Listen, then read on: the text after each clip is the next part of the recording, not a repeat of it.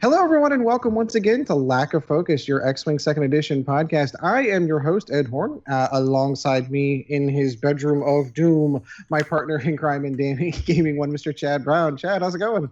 Hey, everybody. And our producer extraordinaire one, Mr. Kris Sheriff. Kris, how's it going, my friend? Good, thanks, Ed. Unfortunately, Sean is a little under the weather today, and he is not going to be able to join it. So this is the full cast for the evening, or for us, it's actually Saturday morning. Yeah. So we've got a few things we're going to cover. Obviously, Gen Con has come and passed, and we've heard a whole bunch of new things that came out of there. Is some concern about how good Lord Vader might be, and we'll kind of get into that here in a bit. We had a whole big news dump with articles being able to look at the First Order, the Resistance, and all your pathway to worlds has been clarified by OP, so we're going to cover all that. And then we threw up a couple of lists that we just kind of want to throw out and talk about, but all of that's going to be coming up right after this. All right, in the flight deck, we're going to cover over the squads we've been flying, events we may have attended, things like that. Mine's going to be super brief. I was on vacation in Vancouver, Canada, and did nothing. I've spent most of the week this week trying to play catch up with work and catch up at home and all. It's just blah. So Chad has I'm now in a position where I have to take the Chad challenge, which is if I do not play 2 games between now and the next episode that we record, Chad gets to punch me on air. And he's like all ready for it too. If you do not watch us on YouTube and you don't get to see Chad's little additions into angry face, you are definitely missing out. So I will defer. Happy. I know it is Angry that he played the games last time you had this bet. I know, right? I did. I actually played him too, so he enabled me to not get hit. It was awesome. Oh yeah. But you guys have been playing, so I will defer to you. Someone played in a championship and someone got some games in. So, you know what? I'll go with Kris first because I know you played in the store champ. I'll let you kind of go first and let Chad close it out. Yeah, well, we are running our Star Championship today in the Sentry Box, so I've got the late shift. I'll be doing the end part of that tournament, which is what facilitated us recording early this morning instead of Thursday evening. So, yeah. I don't get to complain about being tired this time either because it's my fault because I needed to paint Warlord Titans for Epic. How many did you have? How many did you have to paint? Just one. I fobbed off the other one on somebody else, but I only had 2 days to get it built, painted. So when I first saw your original IM, I thought I saw Warlord Titan. And I'm like, you're going to paint a Warlord Titan in 2 days? It is a Warlord Titan. Yeah. I missed the epic scale. It was the part that I missed. And I'm like, how the hell is he going to do that? Yeah. It was still a challenge. But, yeah, we got it done. We streamed a game last night. So that was pretty fun. And, yeah, I'm going to be running demos for that for the first part of today. And then TOing the last part of the Star Championship, so I get to hand out the prizes, which is always cool. Yeah. But so I haven't been keeping up with 40K, but is that the old school Epic? Like they haven't updated, released a new version of it? It's the old school version. No, it is right? A brand new Adeptus Titanicus game, so it's back to like first edition Adeptus Titanicus with the Beetleback Warlords, and it's Titan on Titan, set in the Horus Heresy. So there's lots of room for expansion. It wouldn't surprise me if they got like a Space Marine type release and then they expanded it further. But where they do like, is it still like 10mm scale? Yeah, it's a little bit bigger than the old 6mm. This is one of the standees that I just kept so I can have my Stompy Death. That's time. Awesome. Well, I guess my question is that's how Epic expanded. Is they started off with Titans and then they added tanks and then they eventually added foot troops where you'd have like blocks. 10mm scale Space Marines, and your eyes bleeding as you're trying to paint bolters on 10mm Space Marines. Yeah, you don't paint. You're right, not often anymore. That's why I play a pre-painted game now. Yeah. Speaking of said pre-painted game, I suppose, but we wouldn't want to lose focus. Oh no, of course not. But you did play, correct? Is that the reason why you were not... So last weekend, another store was running their store championship, so I got to take a weekend off. Instead of running Imperial Assault, I took a weekend off and played. So I took Vader with VI and Advanced Titan Computer. and that You bad boy. I thought you were prepping for second edition. Well, VI doesn't exist. The closest I can get to him having the whatever the force power that lets him shoot first, I forgot what it's called. What makes him shoot at initiative 7? So VI's pretty close. The other one. Yeah. I'm gonna have to pull out the old printed rulebook here. Oh, fine. I'll just look it up. So if you can find it first. See, we get to channel art in a crate and just look stuff up. I could type while I'm doing it because that's like the most annoying thing ever. Heightened perception. Yeah. Aha! I won! Yes! You beat the internet. I beat the internet. Yay! I win. Yeah. So it's your book that's going to be outdated in a few months. Yeah. Okay. So again, if you're not watching on the video screen, I'm currently showing up. I went through and printed all the rules and all the point values and put it in this beautifully binded little book. And then, of course, Chad looks at it for 5 seconds and goes, "You know they're going to update that, right?"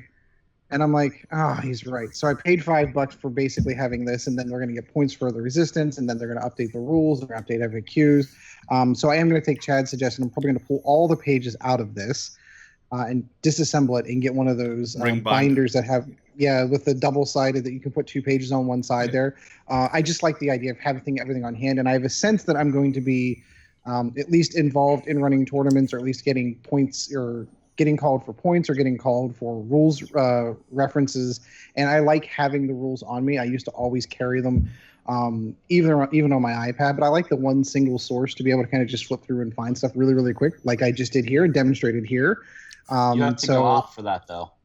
You're right, I do. He has it on hand, when he's in bed crying about not getting to play X-Wing. He has it on hand. I sleep with it under my pillow. I thinking that about was it. Coming. I learned through osmosis. Anyway, we completely derailed and lost focus on your store championship. So you were talking about Vader.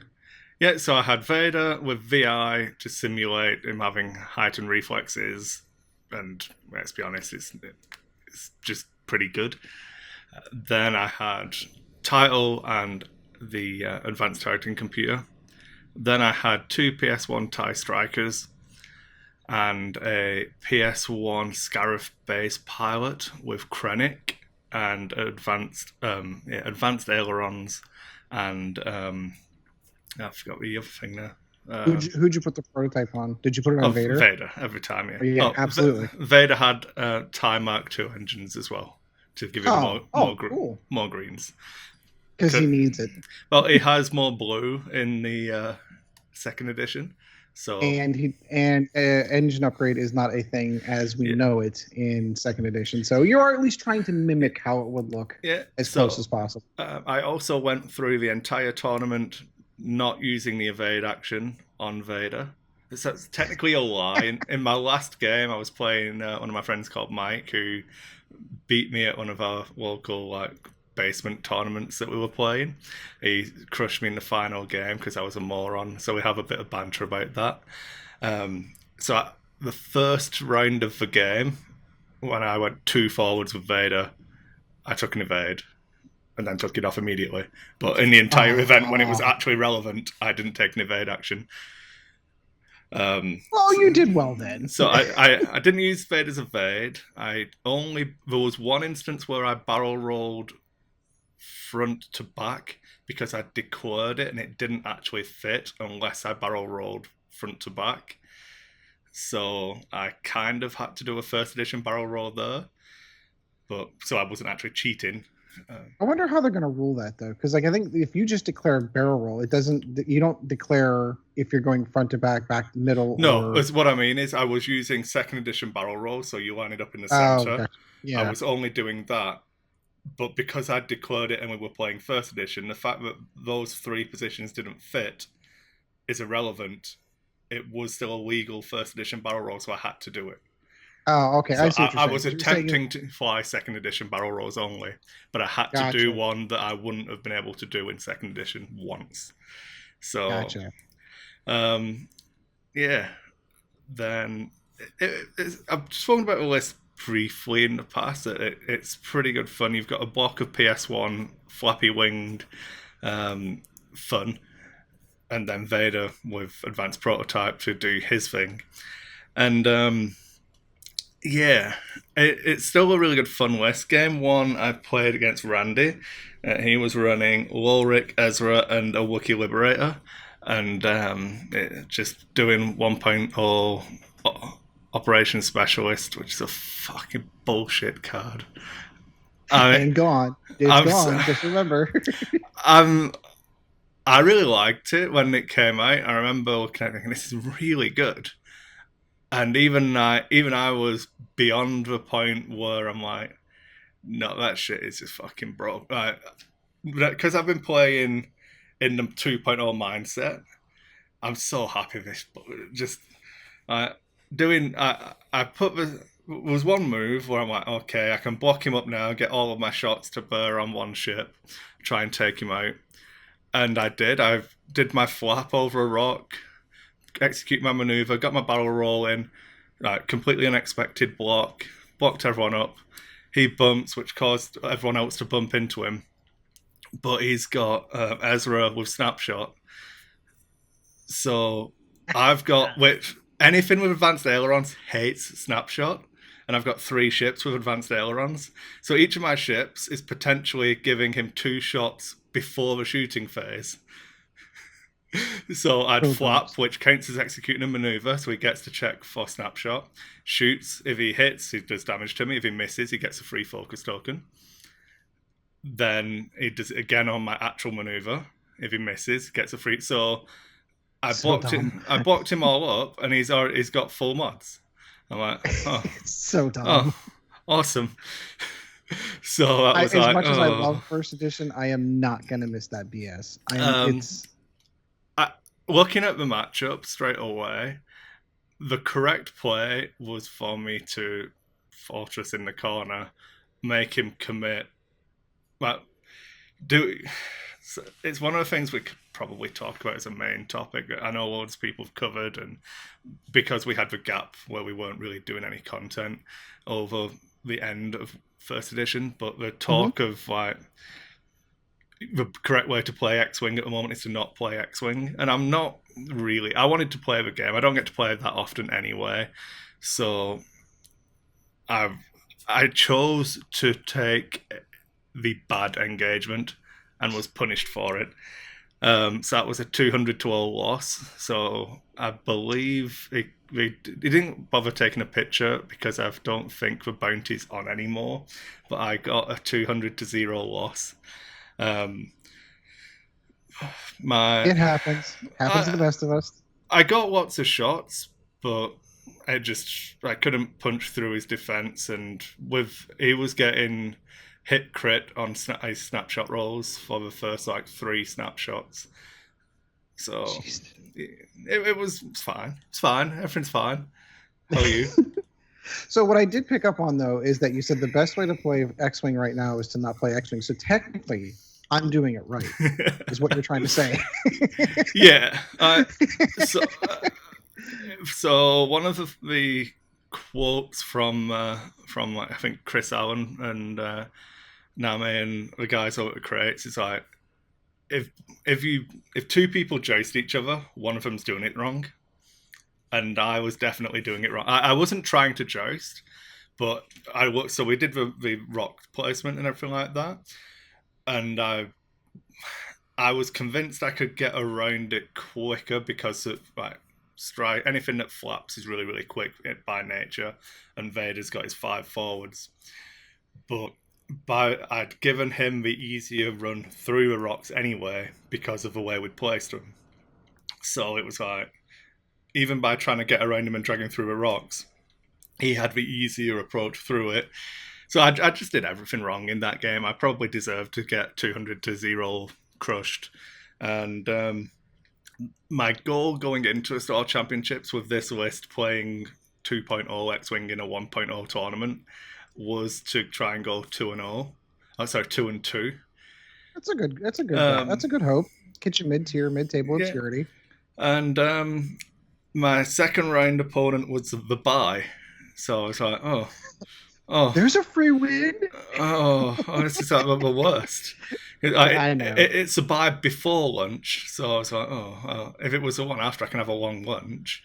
But then I was like, if I go 2-2 now, have I really gone 1-2? I feel bad. So that was the worst part of my day. Was getting the buy, and it sucked. But hey ho. I think for me, the only time the buy ever feels advantageous to me is when you get it in the first round. I wasn't, like I said, I'd already lost a game, so I wasn't going to win the event. It was irrelevant. But it was more the fact that I wanted to play X-Wing. The reason why I flew into this Wookiee death list was because I wanted to play X-Wing, and my reward for wanting to play was not getting to play. So I should have not played my first game, potentially won it, and then got to play more. But hindsight's a wonderful thing. So that was my round 2 opponent. I can give you a more in-depth Nova Flight deck for that game. I sat, I chatted. There was some good conversation had. Round 3 was against Igor. He played Double Reapers and Quick Draw. So Pulp Krennic Double Reaper. It's pretty popular at the moment. And Quick Draw is an interesting one to go with because you can't put Optimized Prototype on her because she's a First Order ship, not an Empire ship. But she's really strong. So this time I figured that I had 3 ships with a primary weapon value of 3 and Vader. He had 3 ships with primary weapon value of 3. So I thought, I'm quite happy to just joust here. I'll cruise forwards, put fire into one of your ships, and then flank with Vader. So if you let me, I should be in a better position. And he did. So I flapped forwards and everything. He flapped forwards, and then the second turn I burst so I could block up some of his stuff. I'm all PS1. Got all of my focus tokens and mods. He bumped into me, so he got a range 1 shot with Quick Draw. I got 2 range 1 shots at Quick Draw and a range 2 shot. So Quick Draw was down to 1 hull after the first trade, and I lost a PS1 striker. So I'm like, oh darn. Yeah. And then Vader managed to, I wasn't in range of Quick Draw, but I managed to get some shots off and strip some shields off Palp's Reaper. And so that went well. I cleared up most of his stuff, I think. Did I write down the score? I messed up with my Reaper. I didn't run early enough. So I lost that. He got I had 2 hull left. He got a range 3 shot through a rock, unmodded, at me, and I just blanked out and died. Positionally wise, when you're trying to put yourself in the best position, like I know I'm going to get shot, but I'm trying to put myself in the best hope of not taking damage. That's what you want to do. You want to go at range 3 through a rock, get all the extra dice you can, and you still take damage. It's just so frustrating. It was annoying, but it was what it was. And then it was Vader against Vermeil, and Vader got him. It was interesting moments, but I cleaned up there. And then that put me in round 4 opponent against Mike, who he had the best MLV of the tournament, but had lost a game, so he needed to win and hope that Clay, who won the overall event, going 4-0, if Clay lost, Mike could have still won or got second. So he was flying Imperial Aces. He was doing Inquisitor, Quick Draw, and Midnight or Omega Leader. Haha, we know a name now. Yeah. I've flown against him before, and he's pretty good with Imperial Aces. He normally can use the shuttle or the Upsilon pretty well as well, but triple aces this time, and I wasn't too worried because I've got a PS11 ace effectively and extra shots. So I set up to just push down the flank. I actually boxed Vader in and flew in formation and just cruised up the table, waiting for him to commit his aces, and was hoping he'd isolate one of them. My goal, like any one of those ships, is a nightmare to deal with in the end game anyway. But I planned on trying to isolate Inquisitor because it was bringing him slowly onto a flank that I was heading, and because of the flappy wing stuff, I can actually cut him pretty well through the rock deployment we had. So I split my formation, cut across. Next round, I've got Inquisitor, but quick draw is like in range, so shoots at me, and I think he does one shield off a Reaper or something. Then I take my shots back at quick draw and strip all the shields in one go. It was just crazy. I got the hits with my. He shot my Reaper with quick draw and Omega Leader. Took one shield off me. My PS1 Reaper shoots back 3 hits, and then quick draw just blanks out. I'm like, oh well. Yes. But at that point, I'm in a dilemma now because I planned. My positioning was set to turn in on Inquisitor and try and force him to run and just not be a factor in the game. But I've just stripped all the shields off quick draw. So I'm like, do I change my plan? I don't really know. So I went with my plan and collapsed in on Inquisitor.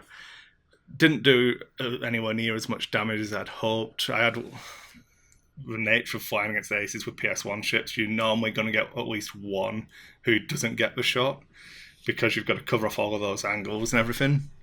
So he's a good player. He reduced the number of shots going into him. I stripped off his shields, did all of that funky stuff. But it was back and forth, and it ended with him having Omega Leader, me having Vader on one. Omega Leader on one hull. I've got Vader on one hull and a TIE Reaper on one hull. No, a TIE Striker, sorry, on one hull. And we're just jockeying for position. He's got to kill Vader. The Striker won't give him enough points. And I don't run. I keep it in tight and try and annoy him and play around it. But time was called, and I got that one. So I was pretty happy. 3-1 on a day. I think I finished 5th overall, but still tinted with the bye. I would have liked to have played all of my games. And won those 3 to make it official. Yeah, no, I get it. Well, congratulations. Yeah, so I just missed out on Krennic, which made me a sad panda, but I got the range rulers and the other stuff. Well, yeah, whatever. I've got range rulers almost everything, yeah. Yeah, I only wanted the Krennic card, so I was sad. I got my Duke, though, so hopefully I'll be able to steal the TO Krennic card today, if Greg hasn't already stolen it. Don't tell him. Just, it's fine. All right, Chad. So I know you got some games in too yourself, my friend. First of all, when have you been playing and where? I went to a store championship. Did you now? Yes, I went to the one up in Aliquippa at I think it's called Game Master's Realm. Was the name of the place. Yeah, we looked at the list of all the different area store championships, and it was on the list. Jake Abrams was running it, so okay. We got a hold of him, let him know we were on our way up, because they had put a cap on it, and it's like, we're not driving all the way to Aliquippa and finding out, no pre-reg and the cap be hit, Yeah, no, I understand. What was the cap, just out of curiosity? 16. Oh, that's still a good size store championship. Yeah, it was a small store, yeah. No, it was a really great store, had a lot of old stuff in there, and just lots of cool stuff. A lot of the Pittsburgh guys there. I'm sorry, Steel Squadron. I think is Steel City Squadron is what they're going by now. Well, not entirely. No, I mean, really? Yeah. So like Jake was there. Nick, who used to go to our store, was there. Oh, okay. There was another father-son combo. It wasn't the Hardabees. It was this other one I'd never seen before. A couple other people, like I said, like I didn't really know. Me, Linda, and Logan ended up going. Somebody made the top 4. Who? Guesses? I'll guess it, Linda. Ed? I said Logan. right there. It was me. Oh, I made top 4. So no one else turned up then? What are you saying? Ha ha ha. Logan and Linda, I believe, both went 2 and 2 for the day. Logan had switched up his list. He was running an AP5, Wolfro, and Snap. So gotcha. He was running a little variation on a list a lot of people have been running. Linda ran the same stuff she always runs. Although Logan did change up a couple for upgrades so that she now has the S-foil thing and an integrated astromech going on Wedge. Yeah, her she flies Wedge, Chewie, and the Bandit Z. Yeah, her list has been the same since like Nova of 2016. It's the exact same list. She makes minor variations.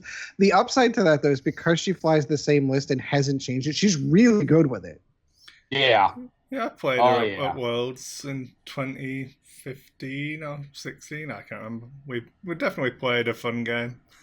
And it was still the same list. Yeah. I think I actually had to borrow your stuff, Ed, to play that game. She did. Yeah. I went 3 and 1, however.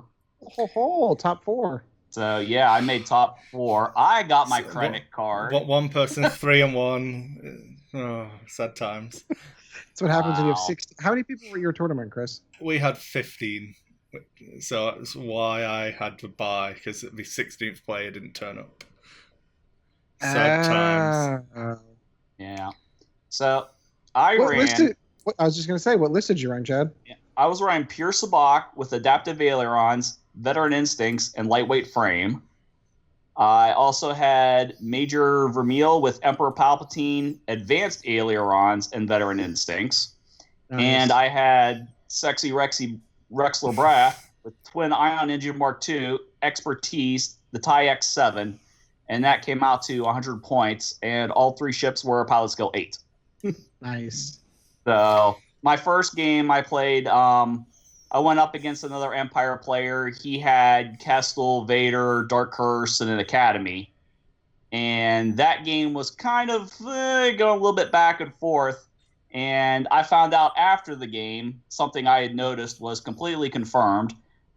He is the Pittsburgh area resident slow player. So the minute they announced 10 minutes left, he downshifted severely in his speed. Even though he won the game, he completely just, Well, that's why you win, You've got a time management. Yeah, see, well... I don't know about you, but I recognize that there's no way that you would ever be able to adjudicate that. And I'm not suggesting that the person... I'm not suggesting that he's... So I'm going to go out on a limb and say you didn't call a judge. No, because judges aren't willing to do anything. So you were happy about it? If judges were willing to do something about it... How'd you know? Because I know these people. But you didn't call a judge. The judge is one of the people who admitted that he knows this guy is a slow player. And he's like, yeah, I really wish there was something we could do about it. But there is. But the only thing you can do is people keep... They don't want to. No, but if players consistently call judges on him, that's the only way anything can get done. If no one, I'll say it as a TO myself, if you complain about someone slow playing after the fact and didn't call a judge during the game, you are party to that slow play. Yep. I'm not having a go at you, Chad. This is just my views as a TO. If you on slow players, I will if someone complains to me or someone comes to me and says, as a player, this guy's consistently slow playing, you'll need to watch him. I say no one's ever called me during a game, so none of his opponents have had a problem with it. Okay, so if they do call each round, if you are called out on it, what will you do eventually? So the first time I'll come over and watch it. If you then call me again, and that the next is still sort of setting dials, I'll give a warning. And at that point, they speed up. Because after the warning, he can boot them. Yeah. Trust me, Chad, we have players who do the same thing. And the only thing you can do is consistently call a judge on them. Because And at that point, you have to get everybody who plays him Yep. to all call him out on it. And the judge has to be willing to boot somebody from the tournament, Yep. which... I mean, a lot of people don't want to do that because they don't want the person to be like, I went to this store and I got booted from a tournament, and now that looks bad on the store itself. I know a lot of people I got booted from... No one gets booted from a tournament for being a good and fair player who's fun to play against. Right. So I think the other side to that is like, I don't disagree that it's a hard thing for stars and judges to do, but if you never give them the opportunity to do it, they can never prove you wrong. I think the hard thing especially for me, is being the more... admittedly, I'm competitive, but I try to fly as casual as possible. Sometimes you just don't want to be a jerk. So but who's been the jerk, there is though? a point. Yeah, exactly. There is a point where there's a tipping point where slow playing comes into play, and you're like... So anecdotally, because there's two different styles of slow play. If you want my honest opinion, there's I've got one ship to play, and I'm gonna sit and look at my dial for 4 minutes before I place it. That, in my opinion, is overtly slow playing. But if I really wanted to, I could just fast play and just disengage from combat and just spin them around the ship. So spin them around the table. But at least then I'm slamming down dials, moving ships. At least there's a way to react to it. I think I spoke about it on one of the earlier episodes we did of this, where we were playing in a tournament, a local store tournament, and we were practically keeping our own time. It was the last round. I was playing against Patrick, and it was getting late, and it was like, okay, we have 5 minutes left, and I just declared we're both friends, so I was like, I'm going to take 30 seconds to set this on my dial. And I'm gonna. So we played it the last 5 minutes in a minute, but I slow played him by saying, I'm going to take this amount of time to set this dial. This is I told him a maneuver I was doing, so he sets his dial, and then I'm going to take like 20 seconds to decide my actions. It's focus evade, by the way, because I was still running Vader.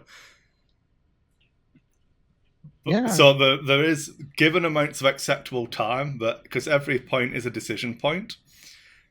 But equally, there's generally what happens, and it's a mentality I've seen people do as a TO watching it from the outside, is that everyone knows this person slow plays or is like really finicky on the rules, or being really careful with the maneuvers.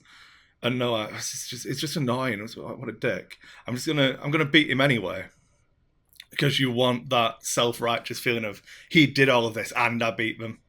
It's like, well, yes, that's fine, but then when he beats you, you can't complain about it. You bought into that. So that's one side of it. By allowing it to happen without reproach, without pushback, you're basically enabling the behavior. I agree. Yeah, and then with the unnamed player we'll chat about, my experience is I don't call a judge on him. I just fluster him by being more of a dick at the table than he is. Come on, man, what are you doing? It's one dial. How long does it take to set one dial? No, but I will put all of my dials down, harass him to place his dials, and then change all mine. Which gives him the opportunity to change his. Then I'll change mine. And I've had games against this person where we've done like 30, 40 minutes into a game, we're still on round 3, no shots fired. Oh, Jesus. But I know just as well as he does what my target needs to be to get half points on one of his ships to win. I'm fully capable of not playing X-Wing with the best of them. I choose not to. In this instance, I would rather tank my tournament results and be an absolute dick. But that's my choice. I'm not advocating that for everybody. Oh no, of course. But generally, the best way is to call a TO. If you never call a TO, you can't be punished for something if no one ever calls a judge, because after the fact, it's hearsay and always comes off as the person being salty because he lost. Yeah, and then there's nothing really that a TO effectively could do, because once the game is done and the results have been recorded, that's it. You That's can. really it. I've been called over for like slow play and told them that that's not slow play. There are multiple decision points here. This is perfectly fine and valid. It goes both ways, that people can try and rush you as well. But if you're concerned that it's going to affect your enjoyment of a tournament, or you know what I mean, the only way to handle it is to call a judge. If they do nothing, then you have a valid complaint about the judge. Right, Chad. So I have a question. With this particular player, was his play a standard kind of speed? Like we all kind of fall into, because I've bumped into some players that are just very careful as they play. That they move the ships a little bit slow. They make sure that everything's right in the same guides. But that is a consistent behavior throughout the game. Chad did say he slowed down at a 10-minute point, which is... Is that what it is? So like there was a definite downshift, isn't he's playing a normal pace and then 10 minutes hits and there's a downshift? Yeah, that's a little bit suspect. So basically, had I known going into this game that he was the resident slow player in the Pittsburgh area, I would have said something. But I was kind of like, all right, well, I don't really know this guy. I don't know much about him. And I kind of just was like, whatever. Yeah. Round 2 comes up. I play his kid and then promptly curb stomp him into the ground. Pulling a horn. That's what we like to see.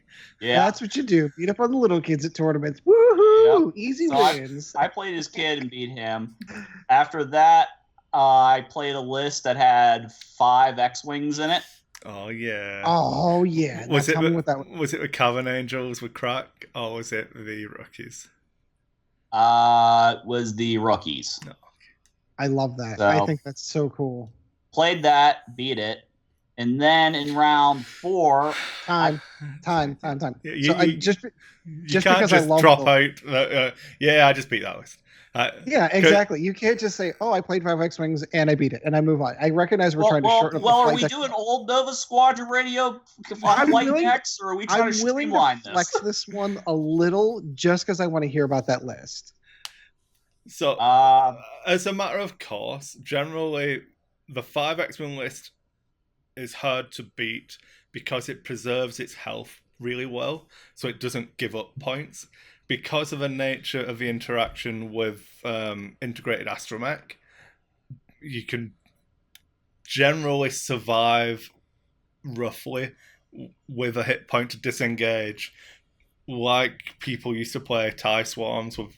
You run the points away and they've got to put themselves in a worse position, all of that kind of thing. To go chasing after them. Yeah. So was it a case of good dice pushing through those integrated, bad player not disengaging and just sitting in front of you? Or I don't know. How did it? That's what I mean. It was a combination of things. I mean, I flew up the right-hand side of the board. So he had a couple that kind of came at me jousting and a couple that kind of came through the asteroid field to try and get at me. And by the time we all reached the middle of the board, he was kind of clustered up. And the very next turn, it was like, okay, well, certain guys can K-turn. Other guys have to, pull turn maneuvers because they can't fully, K-turn where they're aiming or they go off the board. Of course, the striker and the defender in my list both, can K-turn easily. And at that point, I just took the Reaper and kind of started disengaging and going out and around because I wanted to protect Palp. I didn't want him stuck in that massive cluster. So Palp went out and around one of the 15 asteroids. 15 red dice. Palp does not like 15 red dice. No, but I was pretty much with Pure Sabak getting that extra red die for a little bit. And Rexler getting his 3, and then like I said, Vermeil had 3 going into it. And, if I had anybody in range 1, I'm getting extra dice there, so it was like 4, 4, and 5. The X-Wings were getting picked off fairly easily, just because I was rolling all this red dice, and look at that, I used Pure Sabak first, and then I went to Vermeil, and then I did Rexlor, who took a focus for his action. So you know what? Those are crits now. And I was able to, work away at it pretty easily. I just picked one X-Wing, took my ship straight at it, took it off the board. The next turn, just picked another X-Wing, started working on it. I think when he was down to 3, the first 2 I was able to focus out, and then it was like, okay, so I got a damage on that one, and then this one presented itself the next turn, and I took that one out, and then I worked on the other 2 that were left. So it sounds like to me that he didn't do the peel away you should in a swarm. Well, I got him to come down through the asteroid field with some of them, so it was like they weren't really. Yeah, I'm assuming that in the opening engagement he shot with like 2 or 3 ships. You shot with all of yours. Yes. Yeah. Yep. Yes. Yeah. Round 4, I played against Jake Abrams because he was playing a list because we had an odd number. So instead of giving somebody a bye, he was like, "Oh, he'll just go ahead and play." And that's the right way to do it. Now, did he play a hard-nosed competitive list, or was it more of a fun list? 5 X-Wings. Oh, so you played the list twice. So you really got a good taste for 5 X-Wings. Yeah, and Jake got one of the biggest burns he's ever received. Aww. We go in, and round 1 of shooting, I get Pure Sabak, hits an X-Wing, deals some damage. Or no, I think Vermeil did damage first. Pure Sabak fires, takes it out. Okay, so I've got 2 ships now. They've taken out this first X-Wing. Rexlor goes, takes his shots on a second X-Wing. All 3 go through. I pop that focus. So that last card that goes through is a crit. Major explosion. He rolls a hit. Pulls the next crit. Major explosion. I love it. Pulls the crit. Double damage. Oh my god. He was like, how did that happen? Okay, so overkill the next wing in one shot. Admittedly, there's a lot of things about first edition I'm not going to miss. Should have taken integrated astromech, shouldn't he? Sucks to be him. That I am going to miss is that random chance. And you always hear stories about it. Oh, I saw this one guy. I heard that this happened. But to actually sit down and watch it happen, it's amazing. Yep.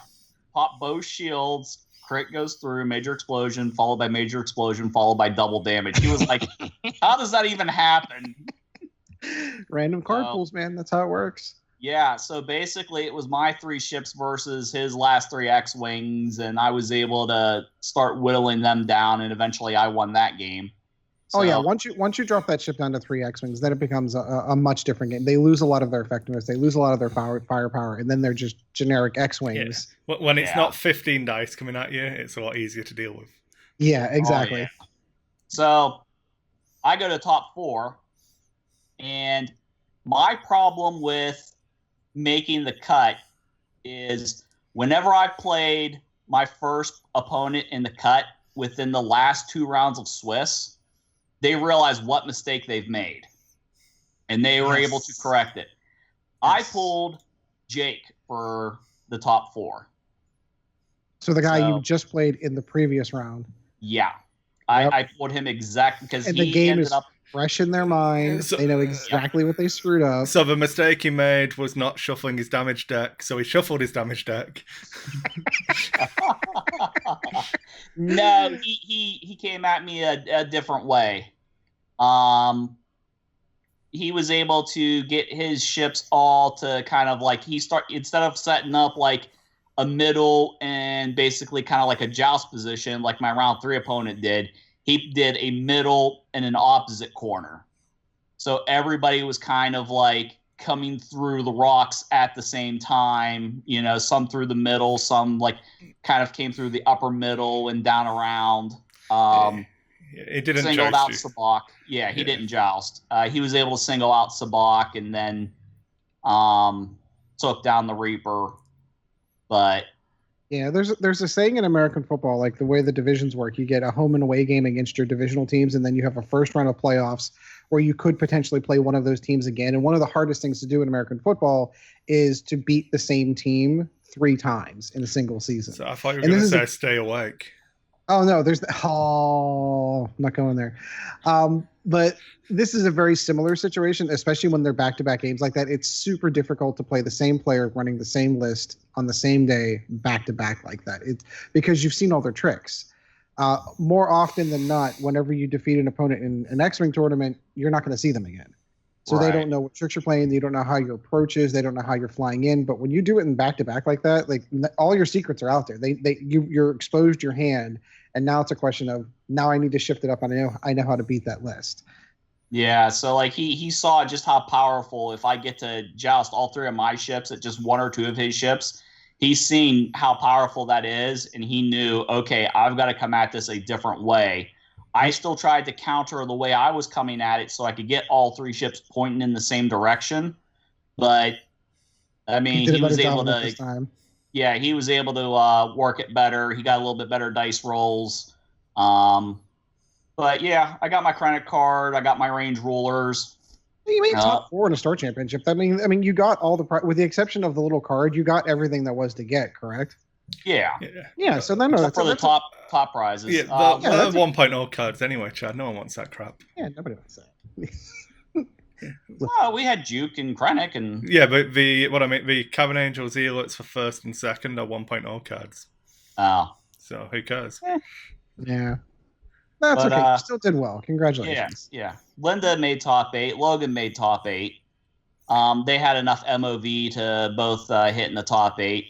And there was one guy there who I think may have been partially autistic. I'm not 100% sure what he had going and all that. He didn't make the top 8, and he was kind of a little bummed out he didn't get the range 6 and all that. And since Logan had already made top 8 at the store championship, he gave his to that guy. That's fantastic.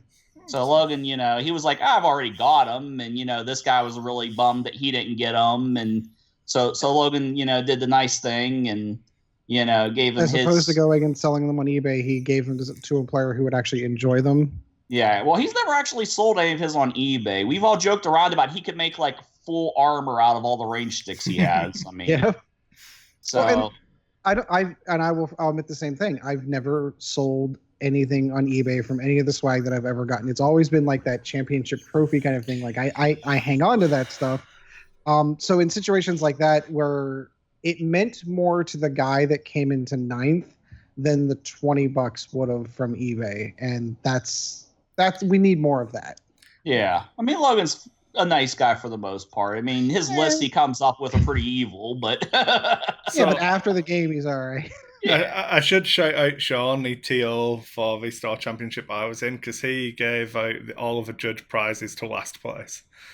That's awesome. So exactly. Bill stayed there, took his 4 beatings, didn't drop, and even sat through, had the buy. No, didn't get the buy. Obviously, he went for 0-4, but took all of his beatings and then, stayed for a full event. So he got the other TL prizes. So Sean was an awesome guy there. Yeah, that is awesome. All right, so this flight deck went really long, so we're going to go ahead and cut that one off here. 48-minute flight deck. Oh, yeah. Yeah, but you had stuff to talk about. We actually had X-Wing to talk about, so that's kind of cool. All right, we're going to move on. Did. Yeah, 2 of you did. You had more than enough to fill the slot. I'll put it that way. All right, so we're going to go ahead and move on to the news right after this. All right, we're back, and in the news, we've got a couple of things to come on. Obviously, all the post-Gen Con articles have come out to kind of cover all the things that were revealed there. Now, we're only going to focus specifically on the X-Wing 2.0. I know there was just very, very briefly, Superstar Destroyer. Well, I'm sure we did talk about this last week, last show. I could still talk about it. I might pick it up just to have it. I don't even play the game anymore, and it's just so cool. I did put my name down for one, but I sold all my Armada stuff, so we'll see. When it comes out, we'll see. I might cancel my pre-order depending on how much store credit I have at the time. Because it's like $200, right? It's more than that in Canada. Well, yeah. But it is Canadian dollars, so it doesn't count. That's true. I'd rather have Spaceball 1. Yeah, that's true. That's true. All right, so let's get into the articles. Obviously, they revealed we knew that these were coming. Obviously, in Wave 2, which are going to be the First Order conversion kits and the Resistance conversion kits. We didn't get a ton. We got a couple of dials, a couple of pilots. They did focus a little on the TIE FO. One of the things that I noticed, and we were talking about this off mic, and want to bring up is the fanatical, which is their First Order specific talent, which I really really like. While you were performing your primary attack, if you were not shielded, you may change one of your focus results into a hit result. That seems super efficient. Again, this is all relative to point cost and how much it costs. I kind of feel like the internet is overhyping this. It's. I'm not saying it's not good, but I don't want to go too hard on it. I think it's really good. It fits well with specific ships, especially now that like Midnight or Omega Leader can't now has a name. Can't juke people anymore. So I think on her, that's all. It's really really strong. On Quick Draw, I think it's pretty decent. Yeah. In that you don't. Assuming, do we know that her talent's still the same? I believe so. I assume it is. Well, making the assumption that it is. I'm just trying to scroll down now. I don't. It may have been. I just may have missed it because I know there were screenshots from the stuff that they had shown at Gen Con, but that were not in the official release article. I can't remember. But assuming that it is the same, it would be good there in that it can't. Does it dissuade you from trying to strip those shields early, so you can get those shields into your end game? You know, I think there's good instances of it, but generally, you try and kill the ship. So all that does is once you've taken the shields down, you want to kill it more, which is what you wanted to do anyway. So playing against it, I don't think anything changes. So it's all about maximizing the value of it. The really good thing about it is that it's a passive mod. So if you're flying, I think it's going to be pretty strong on I'm not going to say generic FOs because people probably still aren't going to run them. If you're going to run a generic thing, you're probably running TIE fighters. But where you would disengage something or pull off that swoop, try and get it out of a fight, you can still ping with it when you're stressed. Yeah, and still modify your dice with it. That's what I was thinking, the more efficient like that. How about the fact that Omega Leader gets bumped up to Initiative 6? I really, really, really like it. So I was... He was what, PS8 in first edition, correct?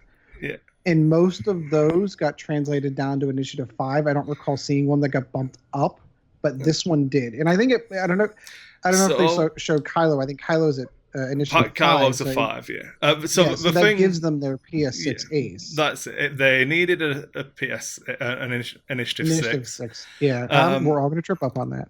I really, really like. I really like her. I think Midnight's going to be really good. As a slight tangent, just because it's us.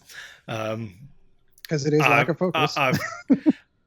I've decided I'm only going to pick up the Empire conversion kit first, but I probably want to be a First Order player.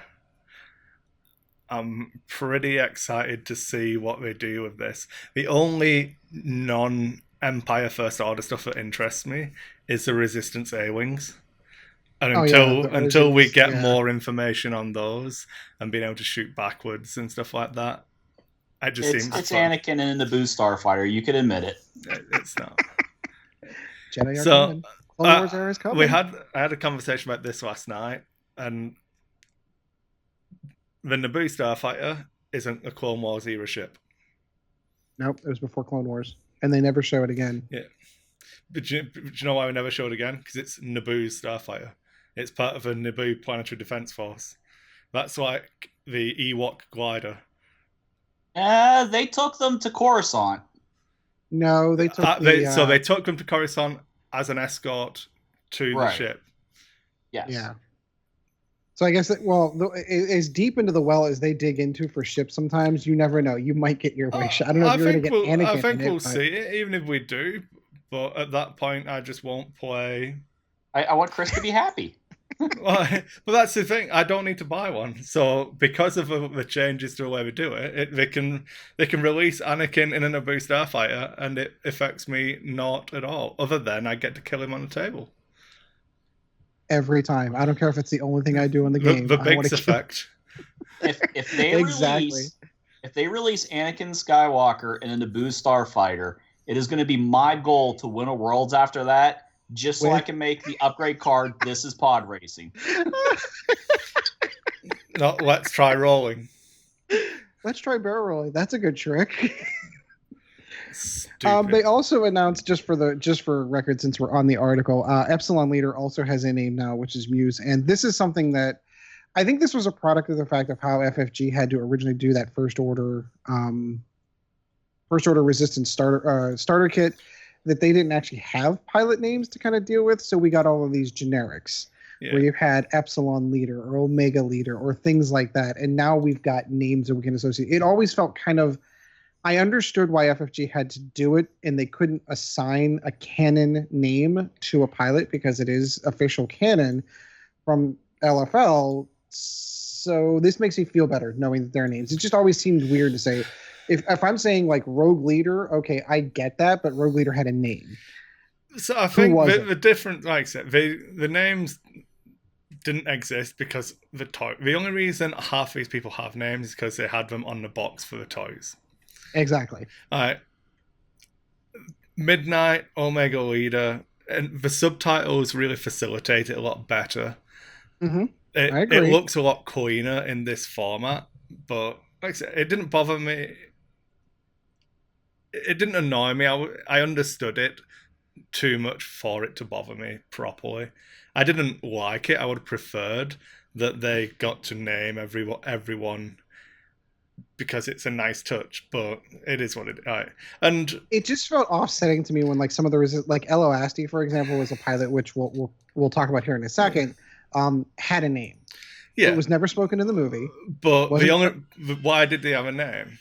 Because Abrams. Because J.J. Abrams is so it's not. He's a Beastie Boys fan and called him Eloasti. That's why he had a name. And is Midnight a name? It's a call sign. So I want to know. Echo. But I want to know what Eloasti's call sign is.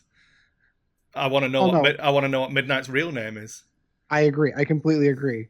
I'm on board. That's why whenever you see Howrunner, like I know Howrunner has a name because she's in the fluff, but they've never mentioned Nia Nub's name in the movies. Yeah, no, I know, but he's been in two. Right, but they've never in. That's it. He's been in two, and they've never mentioned his name. Or was it three? Was he three? I think it's three. I stand corrected. As I'm sitting down, I've said that out loud. I'm like, no, he was. It's because you don't acknowledge the existence of Last Jedi. That's probably it. My hope is that like the rumor is that episode 9 is going to be a 2-parter, and my first hope is that the first part of the 2-parter is all that crap that you saw, it didn't happen. Let's rewrite episode 8 and move on from there. Ed, we need you over at table 8. They're low on salt. I'm still anyway. All right, we're not going to get into my first order hatred. Obviously, some of the stuff they obviously announced the dials, the upgraded plastic dials. I kind of like the bolt metal kind of gunmetal kind of color for those. I completely on that same thing do not like the orange for the first order. I really like that. Okay, good. To each their own. It just seems so bright in comparison to all the other colors that they went with. It's just going to stand off of a table. Good. I want people to see it. I paid money for this, damn it. You did. Buy the plastic. Buy the plastic things and change it. Yeah, that's true. You can. But anyway, so they also had a similar article for the Resistance. We saw a couple of pilots kind of in the background in their pose, obviously in there. Prime Thrusters was the one that kind of jumped out to me for one of the upgrades that was intriguing. If you have 2 or fewer stress tokens, you can perform a barrel roll and boost actions even while stressed. That's super cool because that still kind of feels like having GTL on an A-wing when with the linked actions, right, assuming that the new A-wing still has the the same linked action thing as the old A-Wing, which it might not. Well, in just judging, obviously, you only see the top half of the couple of cards. They have focus and evade, but I don't see any linked actions. You can probably guess that boost and barrel roll are the next two actions that follow that, but they don't have any linked actions. And again, we haven't seen the cards, so we can't say that definitively, but it doesn't look like they have one. So it gives them that ability, just as we were saying how good, and this is, in my opinion, how it should work, just how good the TIE Interceptor is for the Empire, because they basically have the ability to use PTL in some way, shape, or form, as will the RZ A-Wings have the ability to do something similar. Those were supposed to be the two comparable ships for each other anyway. Yeah. So, Heroic. Come on, what are your thoughts on Heroic? Oh, did I miss that? When you defend or perform an attack, if you have only blank results and have 2 or more results, you may reroll any number of your dice. So if you blank out, you get to reroll. But it doesn't work on a Falcon. Effectively. As long as you have 2 dice and you blank out, you get to reroll. Yeah. Did it just give Han's ability to like every resistance ship? Well, Han's pretty heroic. He is pretty heroic. I'm trying to understand that as I'm reading, because I see the article. When you defend or perform an attack, meaning that this works for both offense and defense. Yeah. If you have only blank results and have 2 or more results. Yeah. So basically, if you're playing the Falcon, you can't use heroic on defense because it has 3 attack dice and 1 evade. Yeah. So you only roll 1. So it'd only be if you blank out on a Falcon, there's only 1 dice there. Gotcha. So it's to cut down on Falcon shenanigans, unless Finn still adds a blank. So, would heroic? I admit that heroic wouldn't work on defense for the Falcon, but would it work on? Yeah, as long as you on offense. As long as you only blank out. If you have 1 focus result with no focus token, if you roll blank focus, you're shit out of luck. Okay, I see what you're saying. But this is clearly targeted towards like the 2 attack dice. I wonder if this would work well on like. Oh, we don't even know if they get Z's. That's true. So, all right. So this is clearly focused in the direction of the A-Wing, but I like it primarily if I'm trying to build a tank. I think you can only take it as a defensive because it's going to cost points. So unless it's really cheap, like if it's a 1 point that ruthlessness is. Awesome, I will probably take it if I'm not using that EPT on something else. But I don't like it it doesn't have me clamoring to want to play Resistance because of this card. I can see myself building some weird and wonderful Empire list around Ruthlessness. I can't see myself building a Resistance list around Heroic. If that makes sense. Yeah, no, that makes sense. Poe Dameron, very different ability to what he had in the past. He is, of course, their Initiative 6 ace. We basically have the entire card. So he has a recharging charge counter. So he has push limits. Yeah, he basically has pushed limits. After you perform an action, you may spend 1 charge token to perform a white action and treating it as red, meaning he can take any of the actions in his action bar and just push the limit. They also have a baked-in ability of weapon hardpoint, saying that they can equip either 1 cannon, torpedo, or missile upgrade. So that kind of gives them choices on which ones they decide to go with. That's kind of interesting. I'm trying to imagine a cannon on an X-Wing. HLC. There you go. Throw HLC on an X-Wing. Why not? It's cheap enough. All right. Anything else you want to cover on the Resistance? I think we've kind of like stalled out on that one. Black One. Oh, did I miss that? Oh, yeah, there it is. Okay. It gives you slam. After you perform a slam action, lose 1 charge token. Then you may gain 1 ion token and remove 1 disarm token. If your charge token isn't active, you cannot perform the slam action. So it's a one-time deal. Yeah. But you can slam and still fire. Correct. So you could load up with a torpedo or a big missile, slam, and then fire that off. You could go with like some massive range 1 Alpha Strike torpedo, swam into range 1. And then light them up like a Christmas tree. It's just funny. I'm a fan. Yeah, it's pretty cool. So we'll see. Again, we haven't seen these kind of things in the wild yet, so we'll reserve judgment until we kind of get things on the table. The other articles that came out, there was a Fly for Freedom article that they put out, which basically showed the first 200-point list, and it didn't take long for people to go, hey, the points are off on that one, and that list is actually 201 points.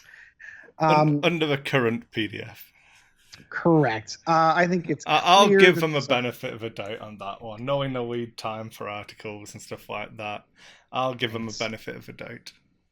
Yeah, it's clear that this one was written before points were adjusted, and that's where that comes from. But it always does seem to be funny. Like the folks that write the articles are like notorious at this juncture. So Kris Bryan insists that they inserted an error into his article that wasn't there when he wrote it.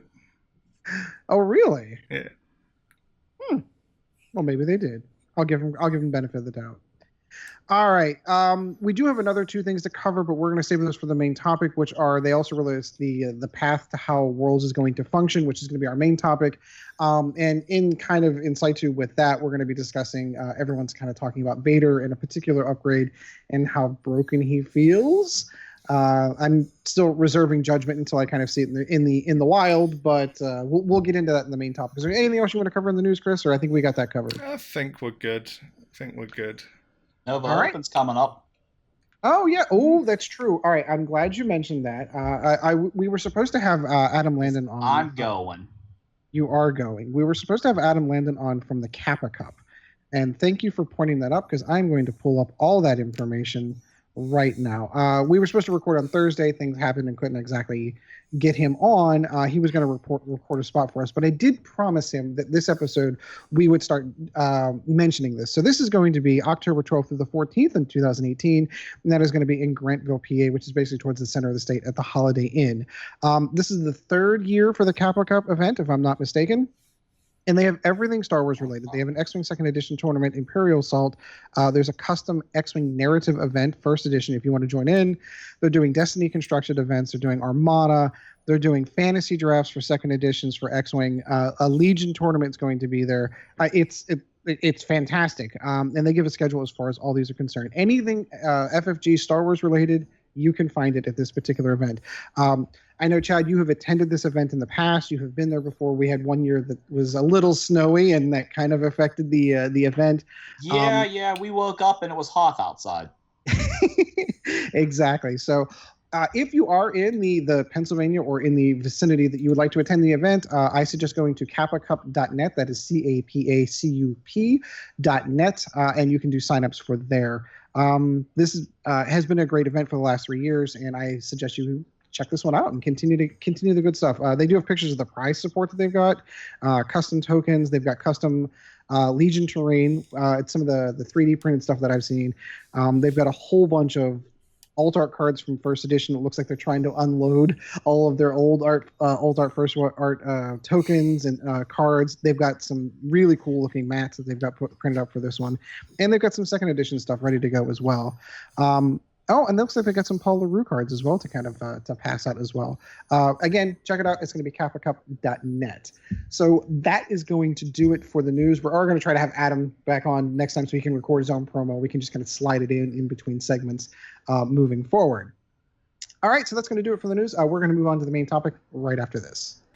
All right, we're back, and in the main topic, we're going to kind of cover over a couple of things. The Path to Worlds is one of the first things we wanted to discuss, but we're going to put that on hold just for a moment because we have some reports from 2nd edition being played in the wild and just how good Lord Vader is with a particular upgrade. Kris, I know you know a lot more of the details on this one. Were there streams of this game going on around there?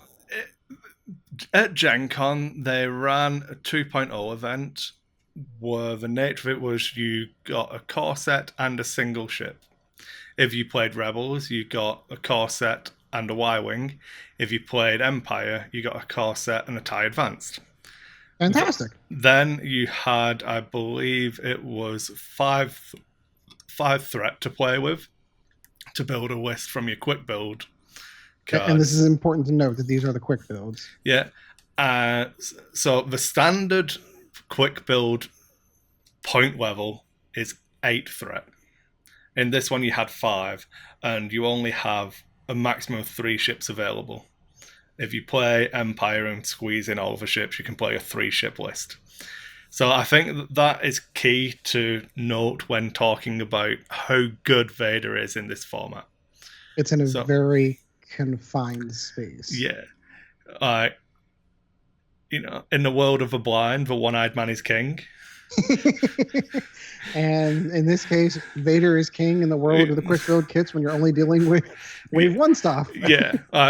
So the combination is obviously supernatural reflexes on Vader.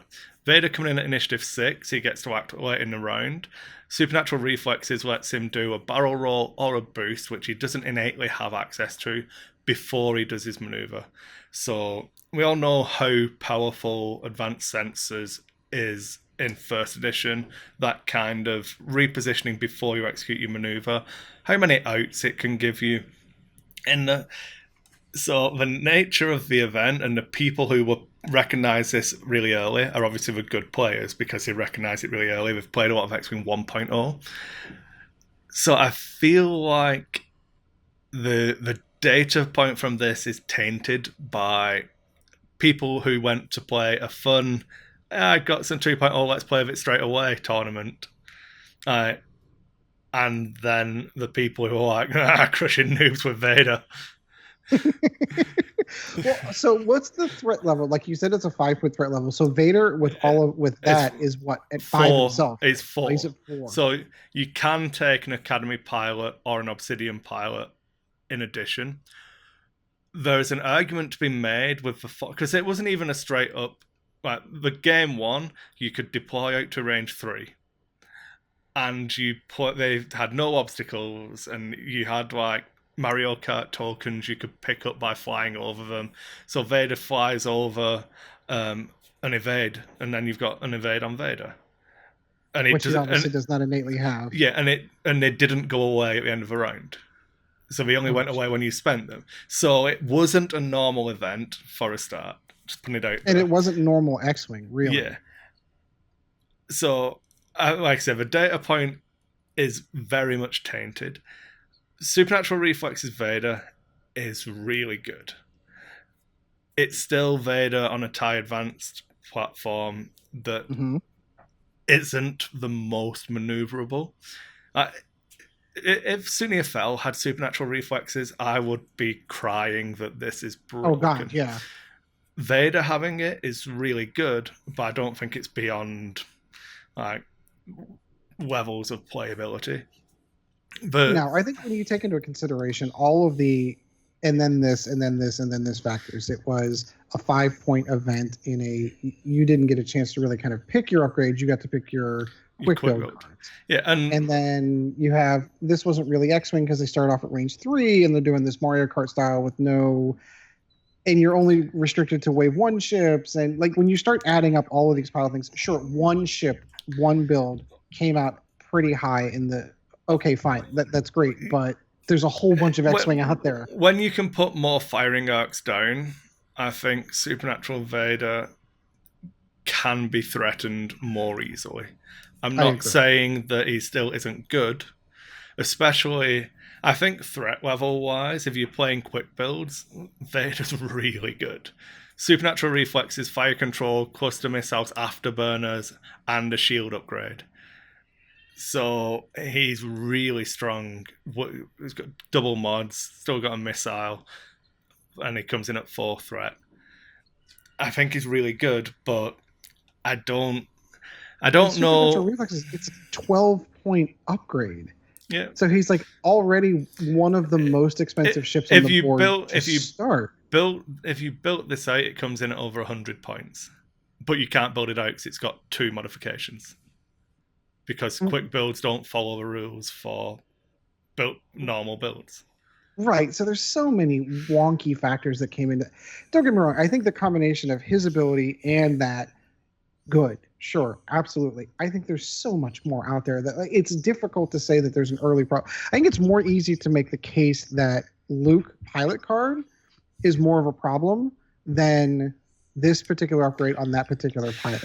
And I'm not even saying that I consider it that big of a problem, but I'm just not looking forward to Dash with Luke Gunner, which you know you're going to see in the early parts of the early tournament scenes of this game, where they took a mechanic that they intentionally removed from the game to promote piloting and then added an upgrade that put it back.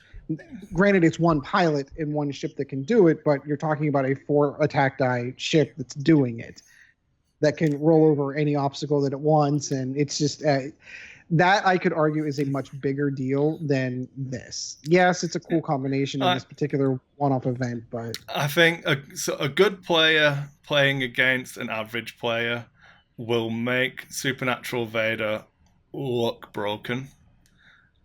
A bad player playing against anyone is going to look bad, and a good player playing against a good player isn't going to get as much value. I think that when you can figure out the different approaches, it's like it can barrel roll these ways. If he does the boost, he's taking damage. So it's good. It's not. It's 1.0 levels of good. It's not broken in 1.0 type levels of good. Right. It's good it's good in first edition, which means it's really good in second edition. But I don't think in a normal sized event it's going to be a problem. I think people will have answers to it through positioning, covering off arcs. The fact that Vader can't take an evade, so rolling blanks just kills him. And the damage sticks a little bit better. You don't have the ability to token stack and just build up all of these resistances to damage. And half points. Yes. You get half points on this Vader. That's a big chunk of points. Exactly. So I happen to tend to agree with you. Chad, we've not heard from you. Do you have anything you want to add onto this particular topic? I mean, it's kind of hard, like you said. I mean, the format's not a normal format, and it wasn't like full list versus full list and such. So, I mean, it's going to be a wait and see kind of thing. Are you willing to spend that many points on the upgrade? I mean, obviously, everybody loves Vader who flies Empire. So, I mean, you'll see Vader. And if we get to talk about our list today, that's the list that I built, included Vader. It did not include this upgrade, but it included another. No, that was for your flight deck, man. We've gone past that. That ship has sailed. Yeah. You gave up your flight deck. We told you that. Oh, when we put out the thing about him putting up graphics and crap, that wasn't for I'm theorizing for second edition. That was for the flight deck. Oh, darn. Definitely didn't do graphics anyway, so no big loss. Woohoo! All right, well then good. Because I was then good. Then I can mention it real quick then, if we're going to go down that route. So we did talk about adding lists. These guys obviously went to events and played them, so they had something more to talk about. But I was kind of theory crafting in second edition with Vader, and Vader came in with, I gave him sense as opposed to this particular upgrade, and mostly because of his high pilot skill. And I can spend one of his 3 force tokens to be able to look at the entire board, someone at least range 1 to 3, and know where the rest of my ships can go and do the most effective blocking. But it's a classic 1.0 build or first edition build of Ace Mini Swarm. So it's Vader with Sense fire control systems, just because it makes sense with his ability. He's always going to want to have the target lock anyway. And cluster missiles, because I love the idea of just firing off multiple missiles all over the place. It's just amazing. And that Vader comes in at 84 points, not 100 and something like that one does. I kind of took something that Kris had said to heart with swarm tactics on TIE fighters. So I did take Hal Runner and give her swarm tactics to be able to adjust one of the other 3 Obsidian squadrons that I have in there to be able to bump those up to 5 and be able to fire off. But it's basically just Hal Runner with 3 Obsidian squadrons and swarm tactics to be able to kind of bounce around her pilot skill, and then Vader doing Vader things. But that comes out to 199 points, and that could be a lot of fun. I'm looking forward to trying it out. So if you feel up to flying the mixed PS a bit more, try dropping one of the Obsidians to an academy if you're still in the block, the academy is the one you bump up. Yeah, I was thinking But that it's too. the one that can break off to do a blocking when you need it to as well. Gives you a little bit more versatility. Yeah, because you can jump that one out, throw the block, bump it up to initiative 5, and fire off before anyone else gets to take any shots at it. I thought about that too. That's actually probably not a bad idea. It depends on, like, we had that conversation in the beginning, like how big of a pilot bid, of an initiative bid do you need? Yeah. Is 1 point enough? I Is it think 2, 5 points will be the standard. That's probably, I tend to agree with that. So, all right, so that kind of covers the whole Vader controversy. Let's move on to something more fun to talk about. They did what I thought that they should do for Worlds. And how do you like that? So they are doing nothing like front loading opinions there, Ed. Yeah, this isn't going to be another they used my idea comment, is it? No, because obviously they had these plans laid down way before I ever got involved. I'm just saying that when we talked about this on this show, and we have record of it decades ago, you can go back and look into the Holocron files to find that we did discuss this, and I said that it seemed odd to me of having an event this year that would be a Worlds title, to have 2 world champions in this one, and that people were playing in first edition to get there and winning a second edition Worlds didn't make sense. And they kind of nixed that one out. They basically made that this event that's coming up in October is the 2000 Coruscant Invitational event. So it is not a Worlds Championship per se. It is an invitational event, which I think I think in my mind was the right call to be able to do this one. And then they laid out the path of how you need to get there. So let me get down to the article. Oh, thank you. You're probably faster on the click than I am. I said I pre-planned it. Yeah. The top that's why you're the players producer of each event will earn the invitation. So if you place top 8 at each System Open, you get an invitation. All undefeated players in a System Open Hyperspace qualifier get an invite. The winner of each Hyperspace trial and the top 2 at each Hyperspace Cup.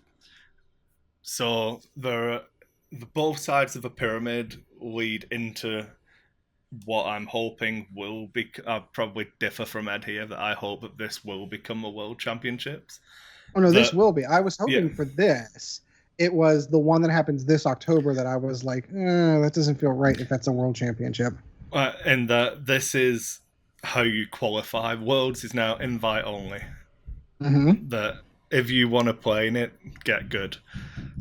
You've got to win your way in, and which is the way that it should be.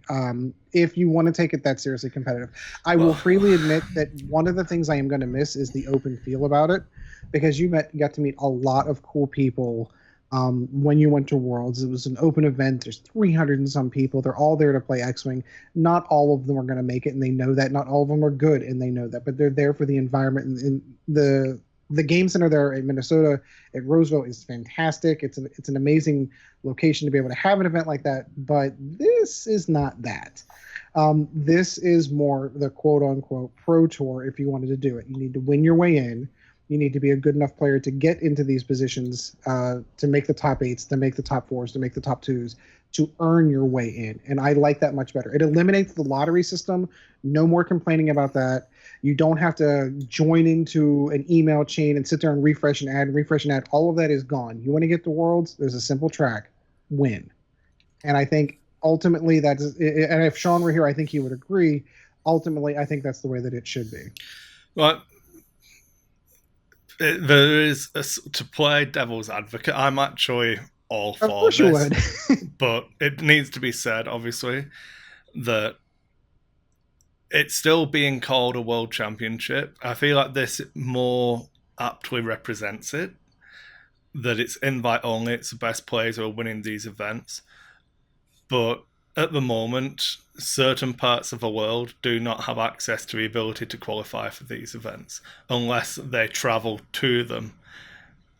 These are open events, so no matter where you live in the world, you can get to one. It might not be easy or cheap, but it is possible. No one's being excluded, right. But it's harder than it need be for certain areas of the world.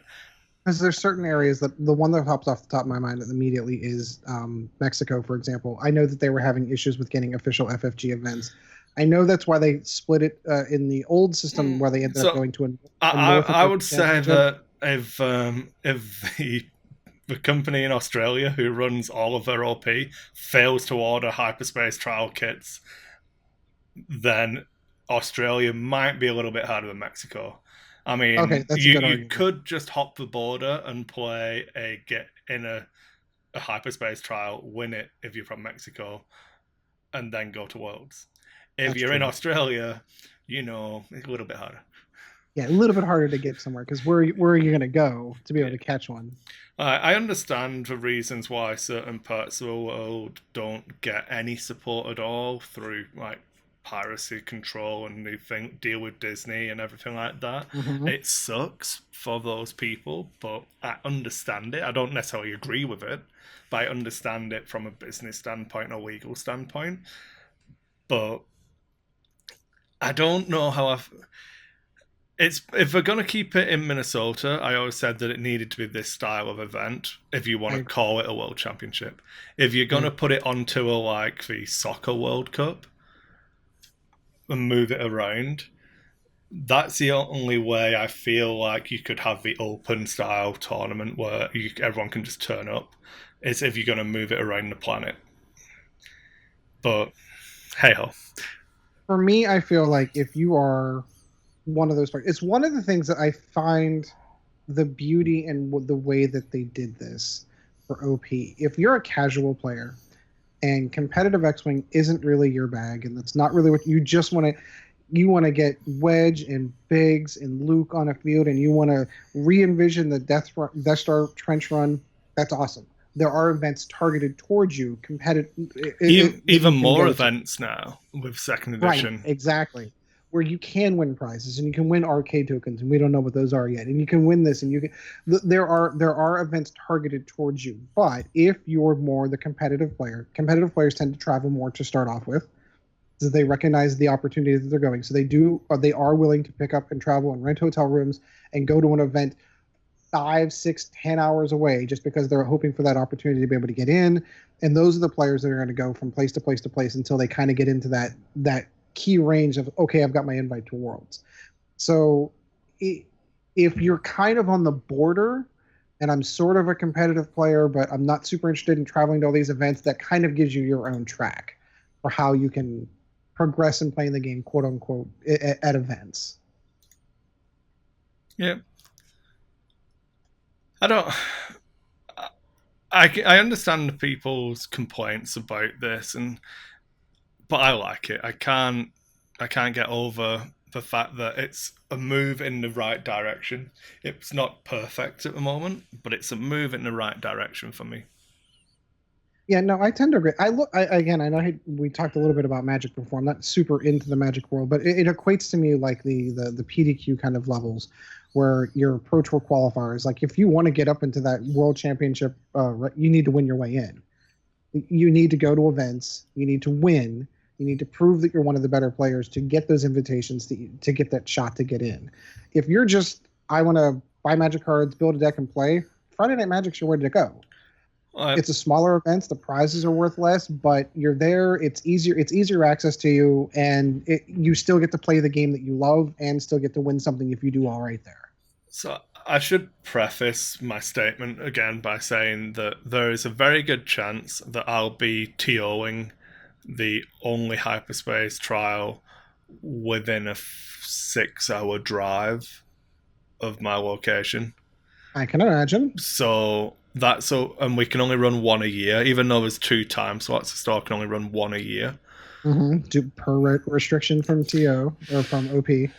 And so I am one of the people who would find it more difficult to get to Worlds now because I can't win the event I'm TOing. It's impossible. I'm not allowed to play in it. Correct.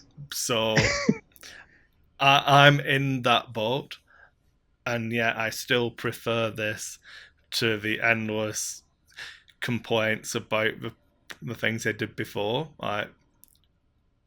I got tickets through the lottery system.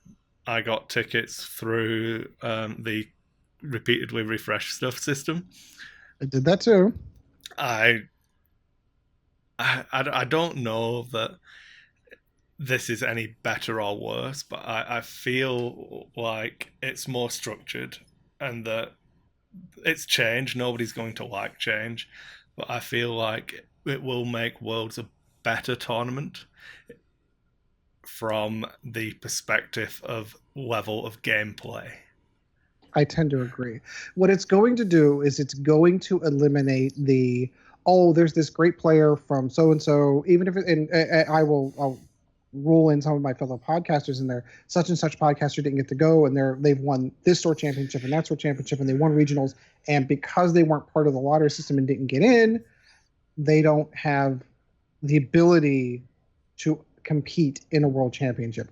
Whereas it seemed like it was such a random picking of names of who got to get in and who didn't.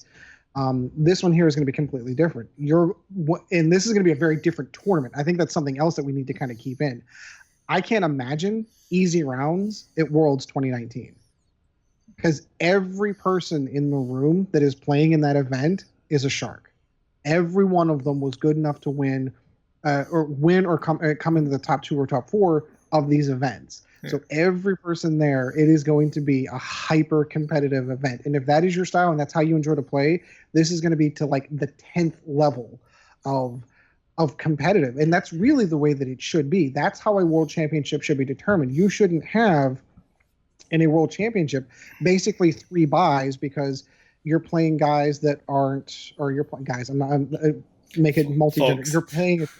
You're playing a player who maybe a local to Minnesota and plays there all the time. I'm like, yeah, no, I'm just playing in Worlds and I'm just here. I'm just here for, and that's great. That's a good event. Ed won't get to curb stomp 12-year-olds. Right. There's going to be the no more of the 12-year-old curb stompings at Worlds, which I did, and I admit, but that was the player that I was asked to play the way that the pairings were. So all of that is going to be gone. Every person in that room is going to be a shark, and I'm going to be really curious to see who those top players are that filter out to the top. I think it'll be interesting to see which is the easier route in. So if you think about you have to win a hyperspace trial or you come in the top 8 at a System Open. The System Open's cut to top 64 for the elimination rounds. Correct. So you've got a few knockout games to play before you win. A hyperspace trial is designed to be a 64-player event, but once you've got one, if not that many people turn up, it's not your fault. Mm-hmm. So I feel like there's still going to be scope for some of the weaker local metas to be able to send players. My one fear from this, and I really do hope they quantify this in the packs when they send them out, is that if this is going to be the way you qualify for Worlds, I hope that the winner has to take it. Yeah, I agree. Like I don't want it to be, and we've seen it in the past that the buy has been handed down to. I'm not going to Worlds anyway. I can't make it to a Nationals. Who wants a buy type thing, and. Yep. I'm not. Well, I understand it, but I don't like it. So that gets into another can of worms now that you've said that out loud. Because what they had done in the past for Nationals winners was covered the cost for those folks to come in, and this opens the door for a lot more potential costs to be incurred. Like, are they going to say, well, you had to have won this event for FFG to cover it? If you just won that one or you made the top 8, that's kind of unrelated. I believe, looking at the levels of these events, I don't think anyone gets their event covered, their tickets covered anymore. I think the only exceptions to that might be previous Worlds winners. And I think even then, I don't know because there are no previous Worlds winners of X-Wing 2.0. Oh, that's a good point. That is a really good point. Ooh, I didn't think about that. FFG being a business and all, I would not. And so you have to remember, Worlds is a huge deal. They put investment. Whether you want to say that it wasn't enough because the servers kept breaking or the lottery system was shit, it's irrelevant. They invested in paying companies to try and make Worlds work better. They put money into that because Worlds was a big deal. People wanted to go. People wanted to pay them money to come and play in their tournaments. So if they just say, these are the people who are eligible to play, if you want to come, give us your money, is that a bad thing or not? No, I don't think so. I mean, it was, in my mind, it was a courtesy among anything else because FFG wanted to see those players there. The only other twist that I want to toss into that one too is the announcement of how this structure is going to work and how closely it was to, hey, the kits need to be ordered. So that's a little pain point in my opinion.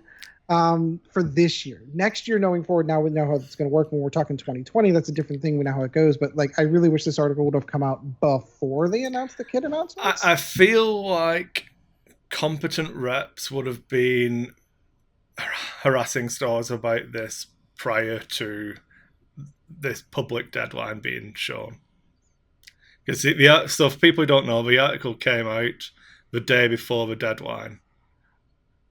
So if you didn't know about this, read the article, and there was actually a decent amount of prep work that may have been required for certain stores to actually fill out the applications. You had to be able to send pictures of your play space set up to host a 64-player X-Wing tournament. If you were going to rent a venue, you had to go to a venue, get pictures of the venue set up to host an X-Wing tournament. And now you had 24 hours to get that done. Yeah. Now, granted, if you were, I think the if you'd have read the tea leaves a little, you could kind of figure out what you needed to do. But if you were kind of waiting, like, well, I don't know what I'm buying or how I'm buying into, and we had that discussion. This is kind of it would be a bit of a pain point for this year. And so I'm gonna just go out on a limb here and use the cliche of "Do you know who I am?" So I've worked for the Sentry Box for like 4 years, maybe now, something like that. It's getting on for a while. We're the only store who applied for half of the regionals, and no one else is applying for them. We're giving them the money. We've been doing it for years. It's the same person receiving our email, and we still have to jump through all the hoops. And at that point, I was a bit like, shut up and just give us our tournament. We'll take our money, give us our kits. Just shut up. I'm done. Shut up and take my money. So all of the photographs I submitted were the same photo. Right? Look, this is our play space. It's got people playing in it. What do you want from me? I think because I had to do all of them. So I think it was the Armada one where they asked for the dates of your last 5 Armada tournaments and the attendance of each of them. I'm like, I don't know. We run stuff all the time. Turnout varies between 4 and 20 people. If anyone else applies, give them it, but they're not, so just give us our regional. Yeah, just give it to us. Shut up and take my money. Yeah, let us host a tournament so the players have somewhere to play. Don't mess me around. And I know that it's not designed for the vast open space of Canada where people aren't actually putting the effort in and other stores aren't supporting the community. It's for places like where you guys are. There's 50 million stores all competing who would all apply for a regional. I get that, but come on, just shut up and give me a regional. All right. Well, I don't want Kris to run too long, so I think we're going to kind of end this topic on this one. I am looking forward to the format. I'm really looking forward to driving around and hitting regionals again, so that should be a lot of fun. So we're going to move on. We're going to move on to close up the show and answer some listener questions, or at least one, right after this. All right, so that's going to do it for episode 5. This officially makes us a real podcast, by the way. I did mean to mention that at the beginning, but the way that the podcasting world goes, if you get past 5 episodes of actually recording, that means you're actually on track. You've got a schedule. So this does make us episode 5. So I'm happy about that. We've been doing it for 10 weeks on schedule.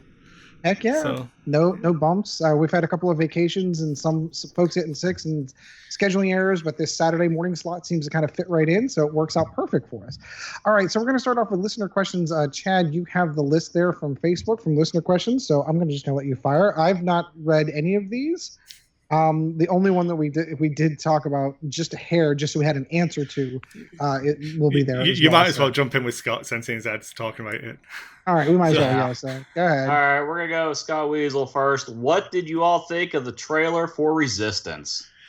So I had only seen it without volume because Until like 2 minutes ago. So and Chad hadn't seen it at all, so we all just sat down and watched it again together. And I suppose I'm talking, so I'll start. And it's very anime for me. Yeah. I like anime anyway. I watch it. It kind of feels like some of the newer Batman animated stuff. It's a similar style. It blends quite a few different styles. I don't want to go too deep into. I'm not going to steal a Crate's weebiness off them. You know, if you want a weeb podcast, go and listen to the Carolina Crates. But I don't mind the style. It's different. I remember thinking when I originally saw Clone Wars, I didn't really like it. When I originally saw Rebels style, I didn't really like it. When I initially saw this, I was like, I don't really like it. But it grows on you. Yeah, I feel like the style will be fine. So that's my initial impression. It seems like a more anime genre than a Star Wars cartoon. All right, so my turn. I personally myself, it is a different shift from the way that Clone Wars and Rebels was done, which was more CGI, very blatant CGI artwork. I happen to like the way that Rebels did it. One of the things that Rebels did that I really enjoyed was thinning out the lightsabers, because it went back to the original art style of what they had designed with the sharp tipped point lightsabers, which LFL has later gone back and adapted for later older versions of the movies to give them a tip as opposed to a rounded end. Just weird little detail points on that one. I liked it. The art style, I'll be okay with one way or the other. I mean, it's Star Wars. I'm going to watch it. So at some point in time, like the other, this is kind of an anime style, it is probably going to grow on me. The couple of the key things I noted, of course, were there's some ships in there we've not seen before. So immediately I'm like, okay, so when the Resistance Factor comes out, there's some plot points that they can pull about for ships to add to the game. That's my X-Wing version of that. The only thing that I will lament just a hair is I really wish they would stop doing these on kids' networks. And I get that it's Disney, but what's going to end up happening is what I'm afraid of. And this is, again, just the impression from the trailer. I really wish Disney didn't want to make money off Star Wars and just posted me DVDs for free. Yeah. No, no, not necessarily that. I wish that they would keep the kids' stuff out of canon, sort of like the way that they did the Lego one. It doesn't have to be that cartoony.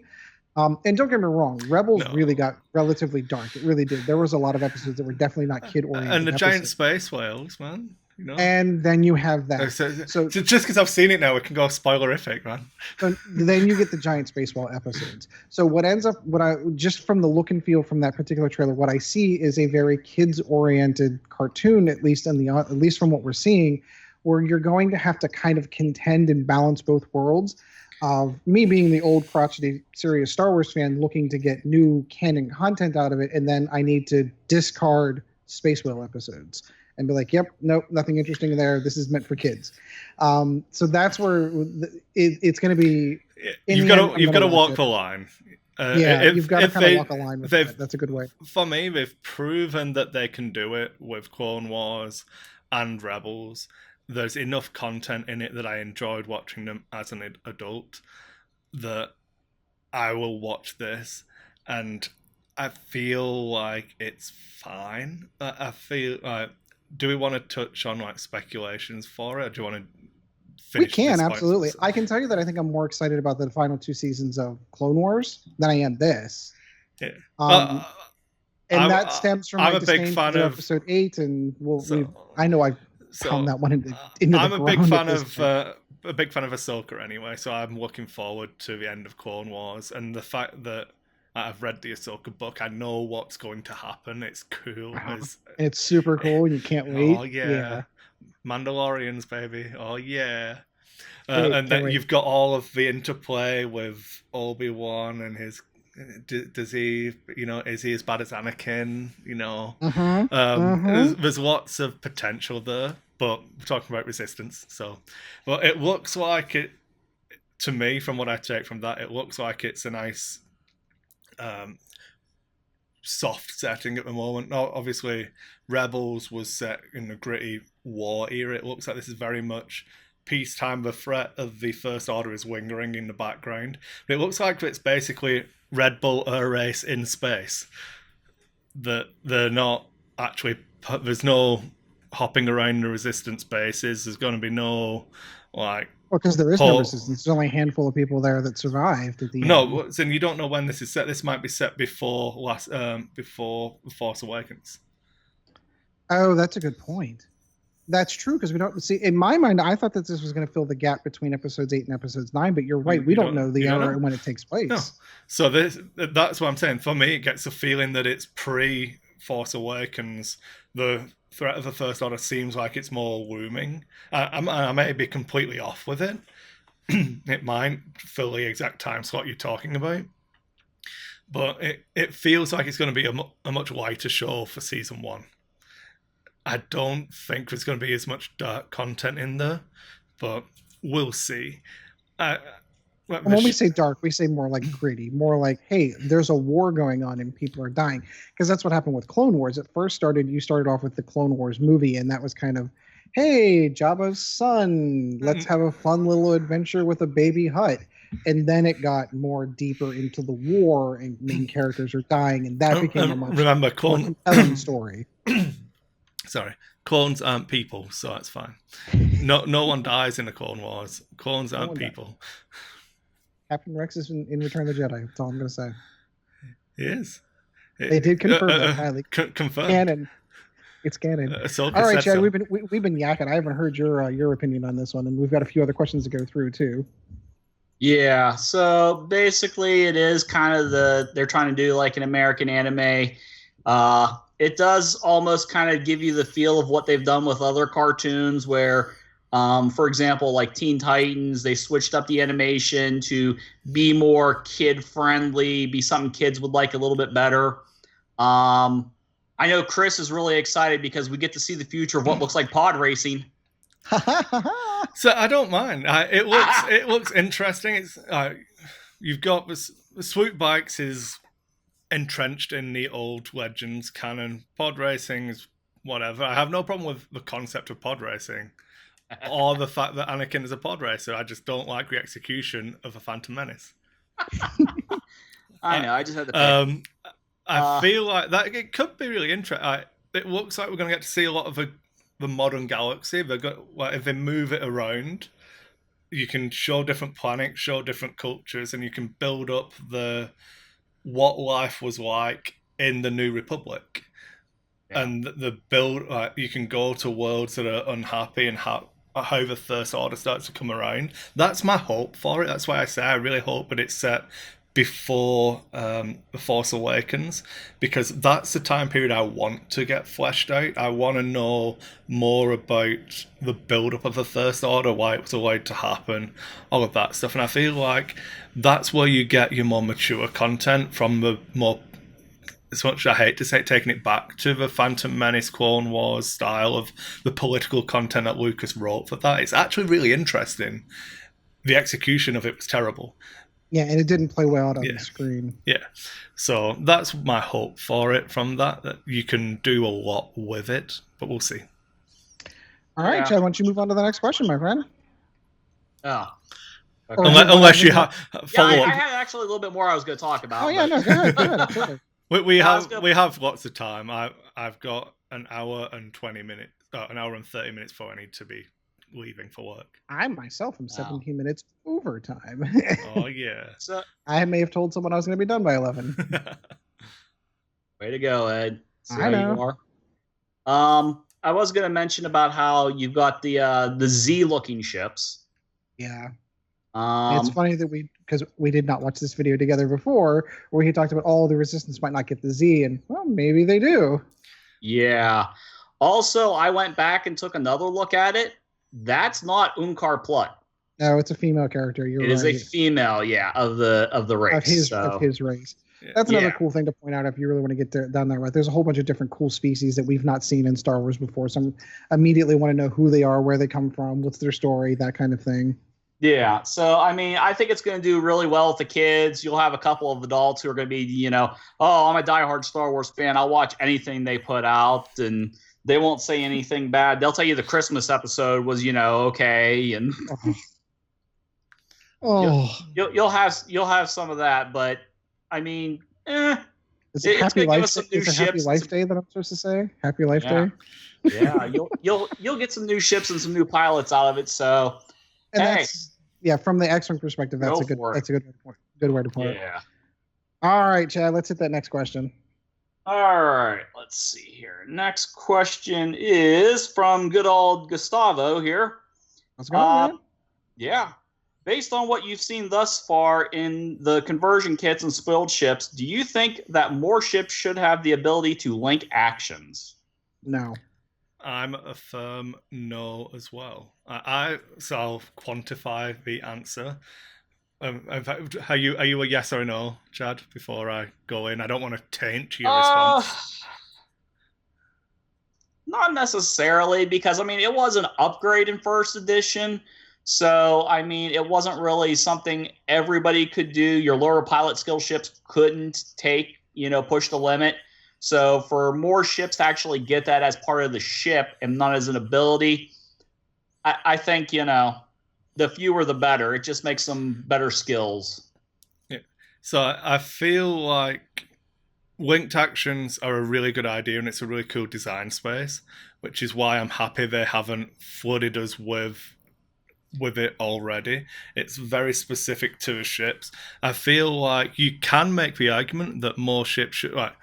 everyone should be able to do a target lock and then focus really hard on shooting them. Why can't everyone have that as a linked action?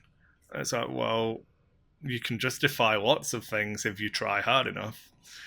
So I'm happy that it's a design space that's still relatively open, not fully explored upon the release of the game. So for me, I feel like the list of actions the pilot can take always reflected the chassis that they were driving in. And it was meant to reflect the capabilities of the ship and not necessarily the pilot. So the fact that they have limited the amount of linked actions is a huge improvement to me, because you had that ability in first edition where, well, if they have an EPT slot, it's PTL. And now I can push a ship beyond its capabilities kind of thing, which always felt a little bit off and wonky now that I've had the opportunity to take a look back. I think that this is a better design space because it allows those ships to fly like they were meant to fly. And it really helps emphasize better pilots and better pilots' abilities when their abilities are that kind of break out of that design space. Like Vader, for example. I know we're having a love fest with Vader in this episode, but he's meant to be that much better of a pilot, and it shows in that. Whereas if you take a generic Tempest Squadron pilot, technically those two ships have the exact same physical capabilities. It's just Vader being a Sith Lord piloting it that makes him so much better than that. It's not the ship, it's the pilot kind of thing. Yeah. It's not the shoes. I like that breakaway of separating ship abilities from pilot abilities. I think it's really cool. The linked actions on top of that are really strong. I'm sure there are one or two ships where the justification would be stronger. Like it would be nice to see some form of ordnance carrier that had, focus into red target lock, but then you're just adding up broken shit into a game at that point. You're doing it for power levels over doing it for the feel of the ship. So at the minute, there will be more ships with linked actions, but I'm happy where we sit with what we have at the moment. Yeah, I think we're all universal on that one. All right, Chad, next question. All right, lastly, we got Ian Courtney here. Wants to know, should crack shot and marksmanship in 2.0 be the same points cost? And which, in your humble opinion, is better, or are they both situational? Okay. Anyone want to jump in first? Let's address the point cost. So they're both 1 point. Crack shot and marksmanship are both a single point. and crack shot is Single use. If you're in the bullseye arc, it does what crack shot does, cancels an evade result. Marksmanship is not single use. If you're in the bullseye arc, you may change a hit to a crit. So I think they're both situational. Yeah. They are, but the single use of crack shot, I would say that is fine at 1 point, but maybe marksmanship I could see as like 2, maybe even a 3, because you'll use it more throughout a game than you will just one use of crack shot. Yeah, I think I really do think that's a fair argument. If marksmanship was a soft mod from focus to a hit or focus to a crit, definitely needs to be more. Changing a hit to a crit only on a bullseye arc. Yeah, I'm happy with them both at 1.4 now until I see more data from it. I don't know that I would take marksmanship over my bid. Yeah. Crack shot, I feel like I'm going to put into my list if I'm going to take multiples. Or specific instances where I really want to push damage. Like, if I had crack shot and marksmanship, I'm trying to push that crit through. So I understand individual use of crack shot from that side of it. But I feel like it comes into its own as the more you have it. Whereas in marksmanship, I don't know that I would just put in. I feel like I'd be looking to synergize more on the list build with trying to rack up those crits. Like, I don't know if I was fielding fire control system or there's so many different things where you get it, where who is it, Vitae Advanced now that actually switches a hit to a crit? Well, I'm sure there's something else that does that. Yeah, it's the advanced target computer that's baked into it. Yeah, I think so if you do that twice, if you take marksmanship on it, is that better than taking crack shot to push one of those crits through? I don't know. I don't know that it's better. I feel like if I'm spending leftover points, I would probably throw in a crack shot over a marksmanship. I think I tend to agree with that. I think the trick is how many times you can get them to proc. Like, crack shot, if you get it to proc, is once and once only. That makes sense at 1 point. Marksmanship, in theory, if you're a good enough pilot and you have enough targets to go around, you can get to proc every turn, and at 1 point feels a little maybe undercosted. But I guess maybe a 2. Yeah, I think the real trick is getting those bullseye arcs is harder than people think. I know there's only one ship in X-Wing currently that has that ability that really kind of focuses on that, but when we're talking every ship in the game is not going to have that, I think it's going to become apparent really, really early that getting that bullseye arc on a consistent basis is extraordinarily difficult.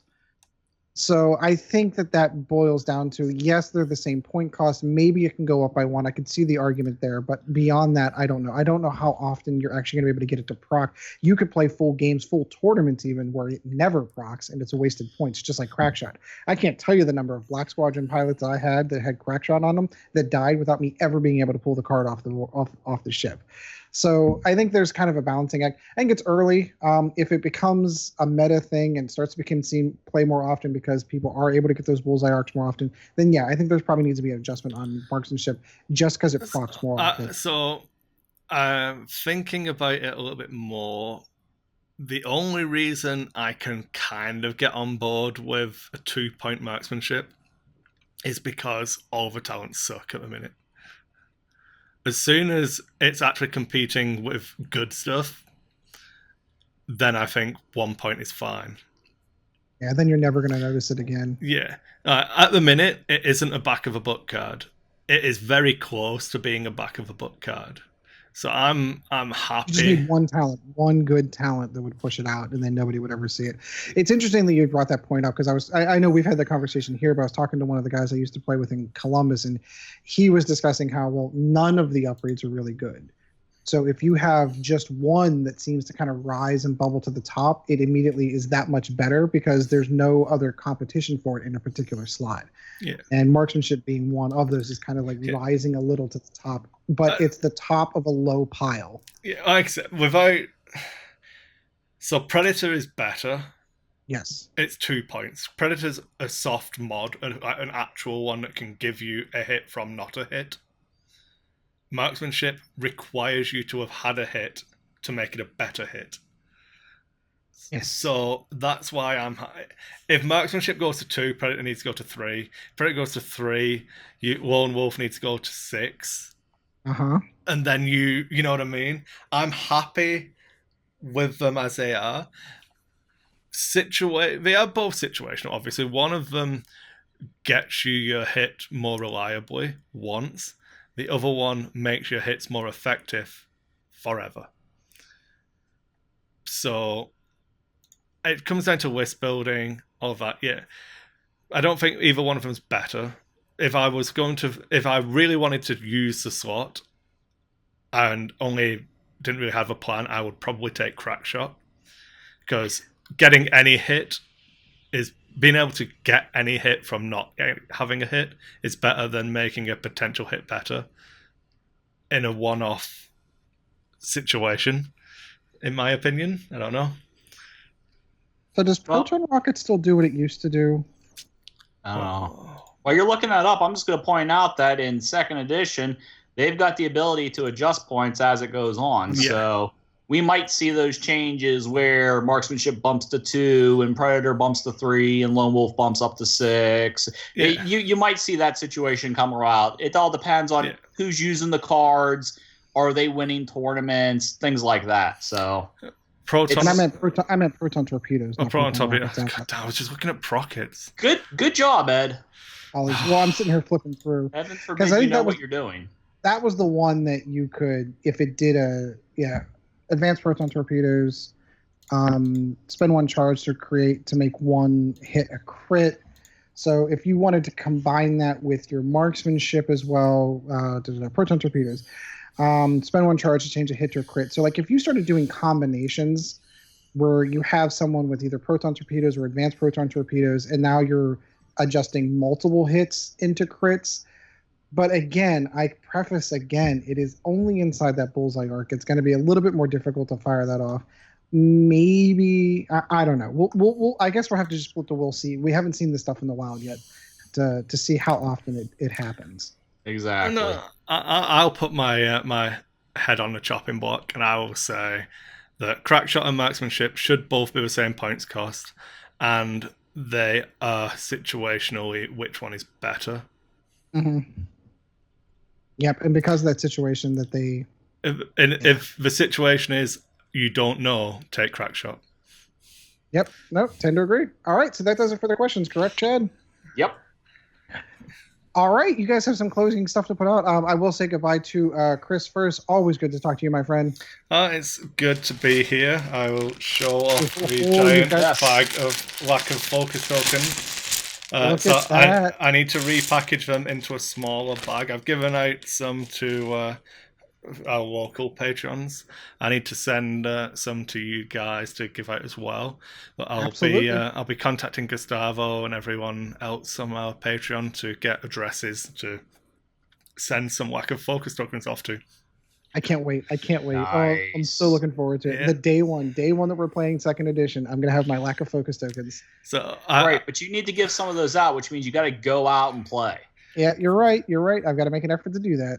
So I definitely feel like we need an instructional video of how to use them, though. So they're not focus tokens, because the lack of focus.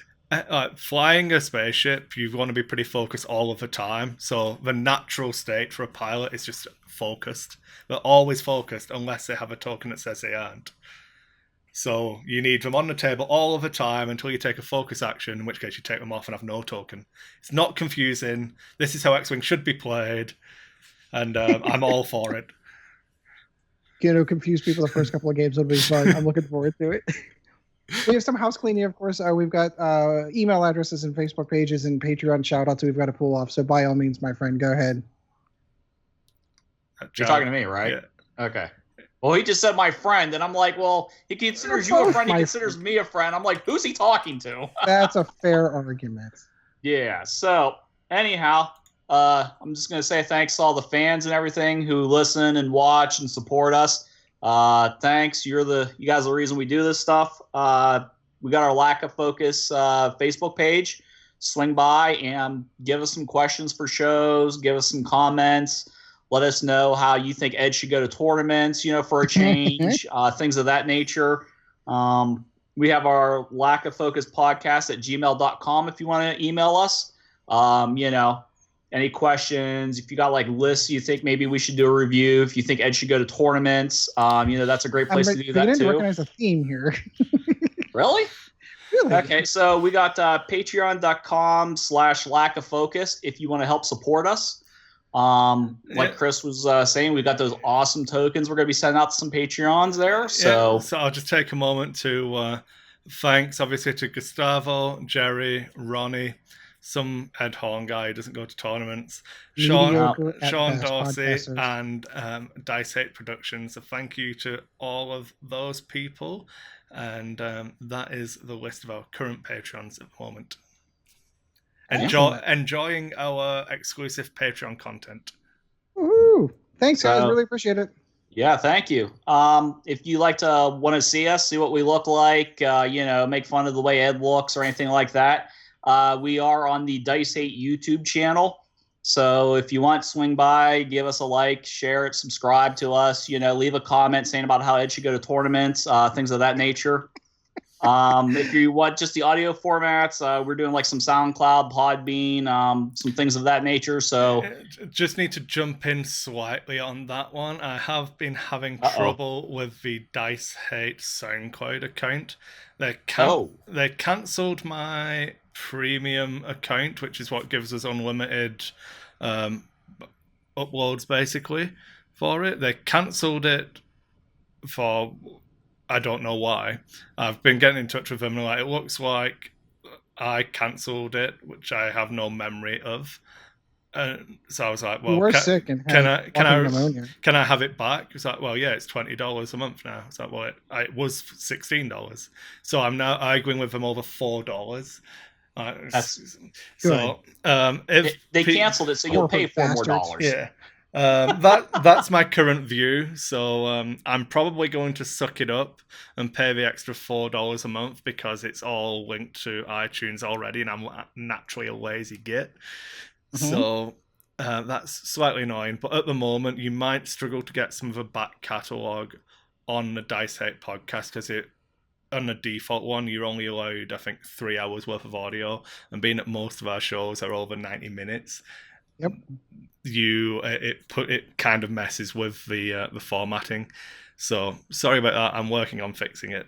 If you're listening to just Lack of Focus, you can check us out on Podbean. So obviously they canceled it because it doesn't go to tournaments. They looked into that, did they? Yeah. All right, Chad. Always good to talk to you, my friend. Pleasure to be here.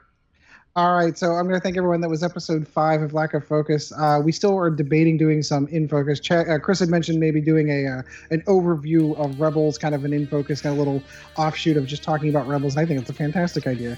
But until then, we will catch you next episode. And as always, guys, fly casual. Thank you once again for joining the Lack of Focus X-Wing podcast. Check out Dice Hate Productions for all of the latest episodes, and we'll be looking forward to seeing you again next episode.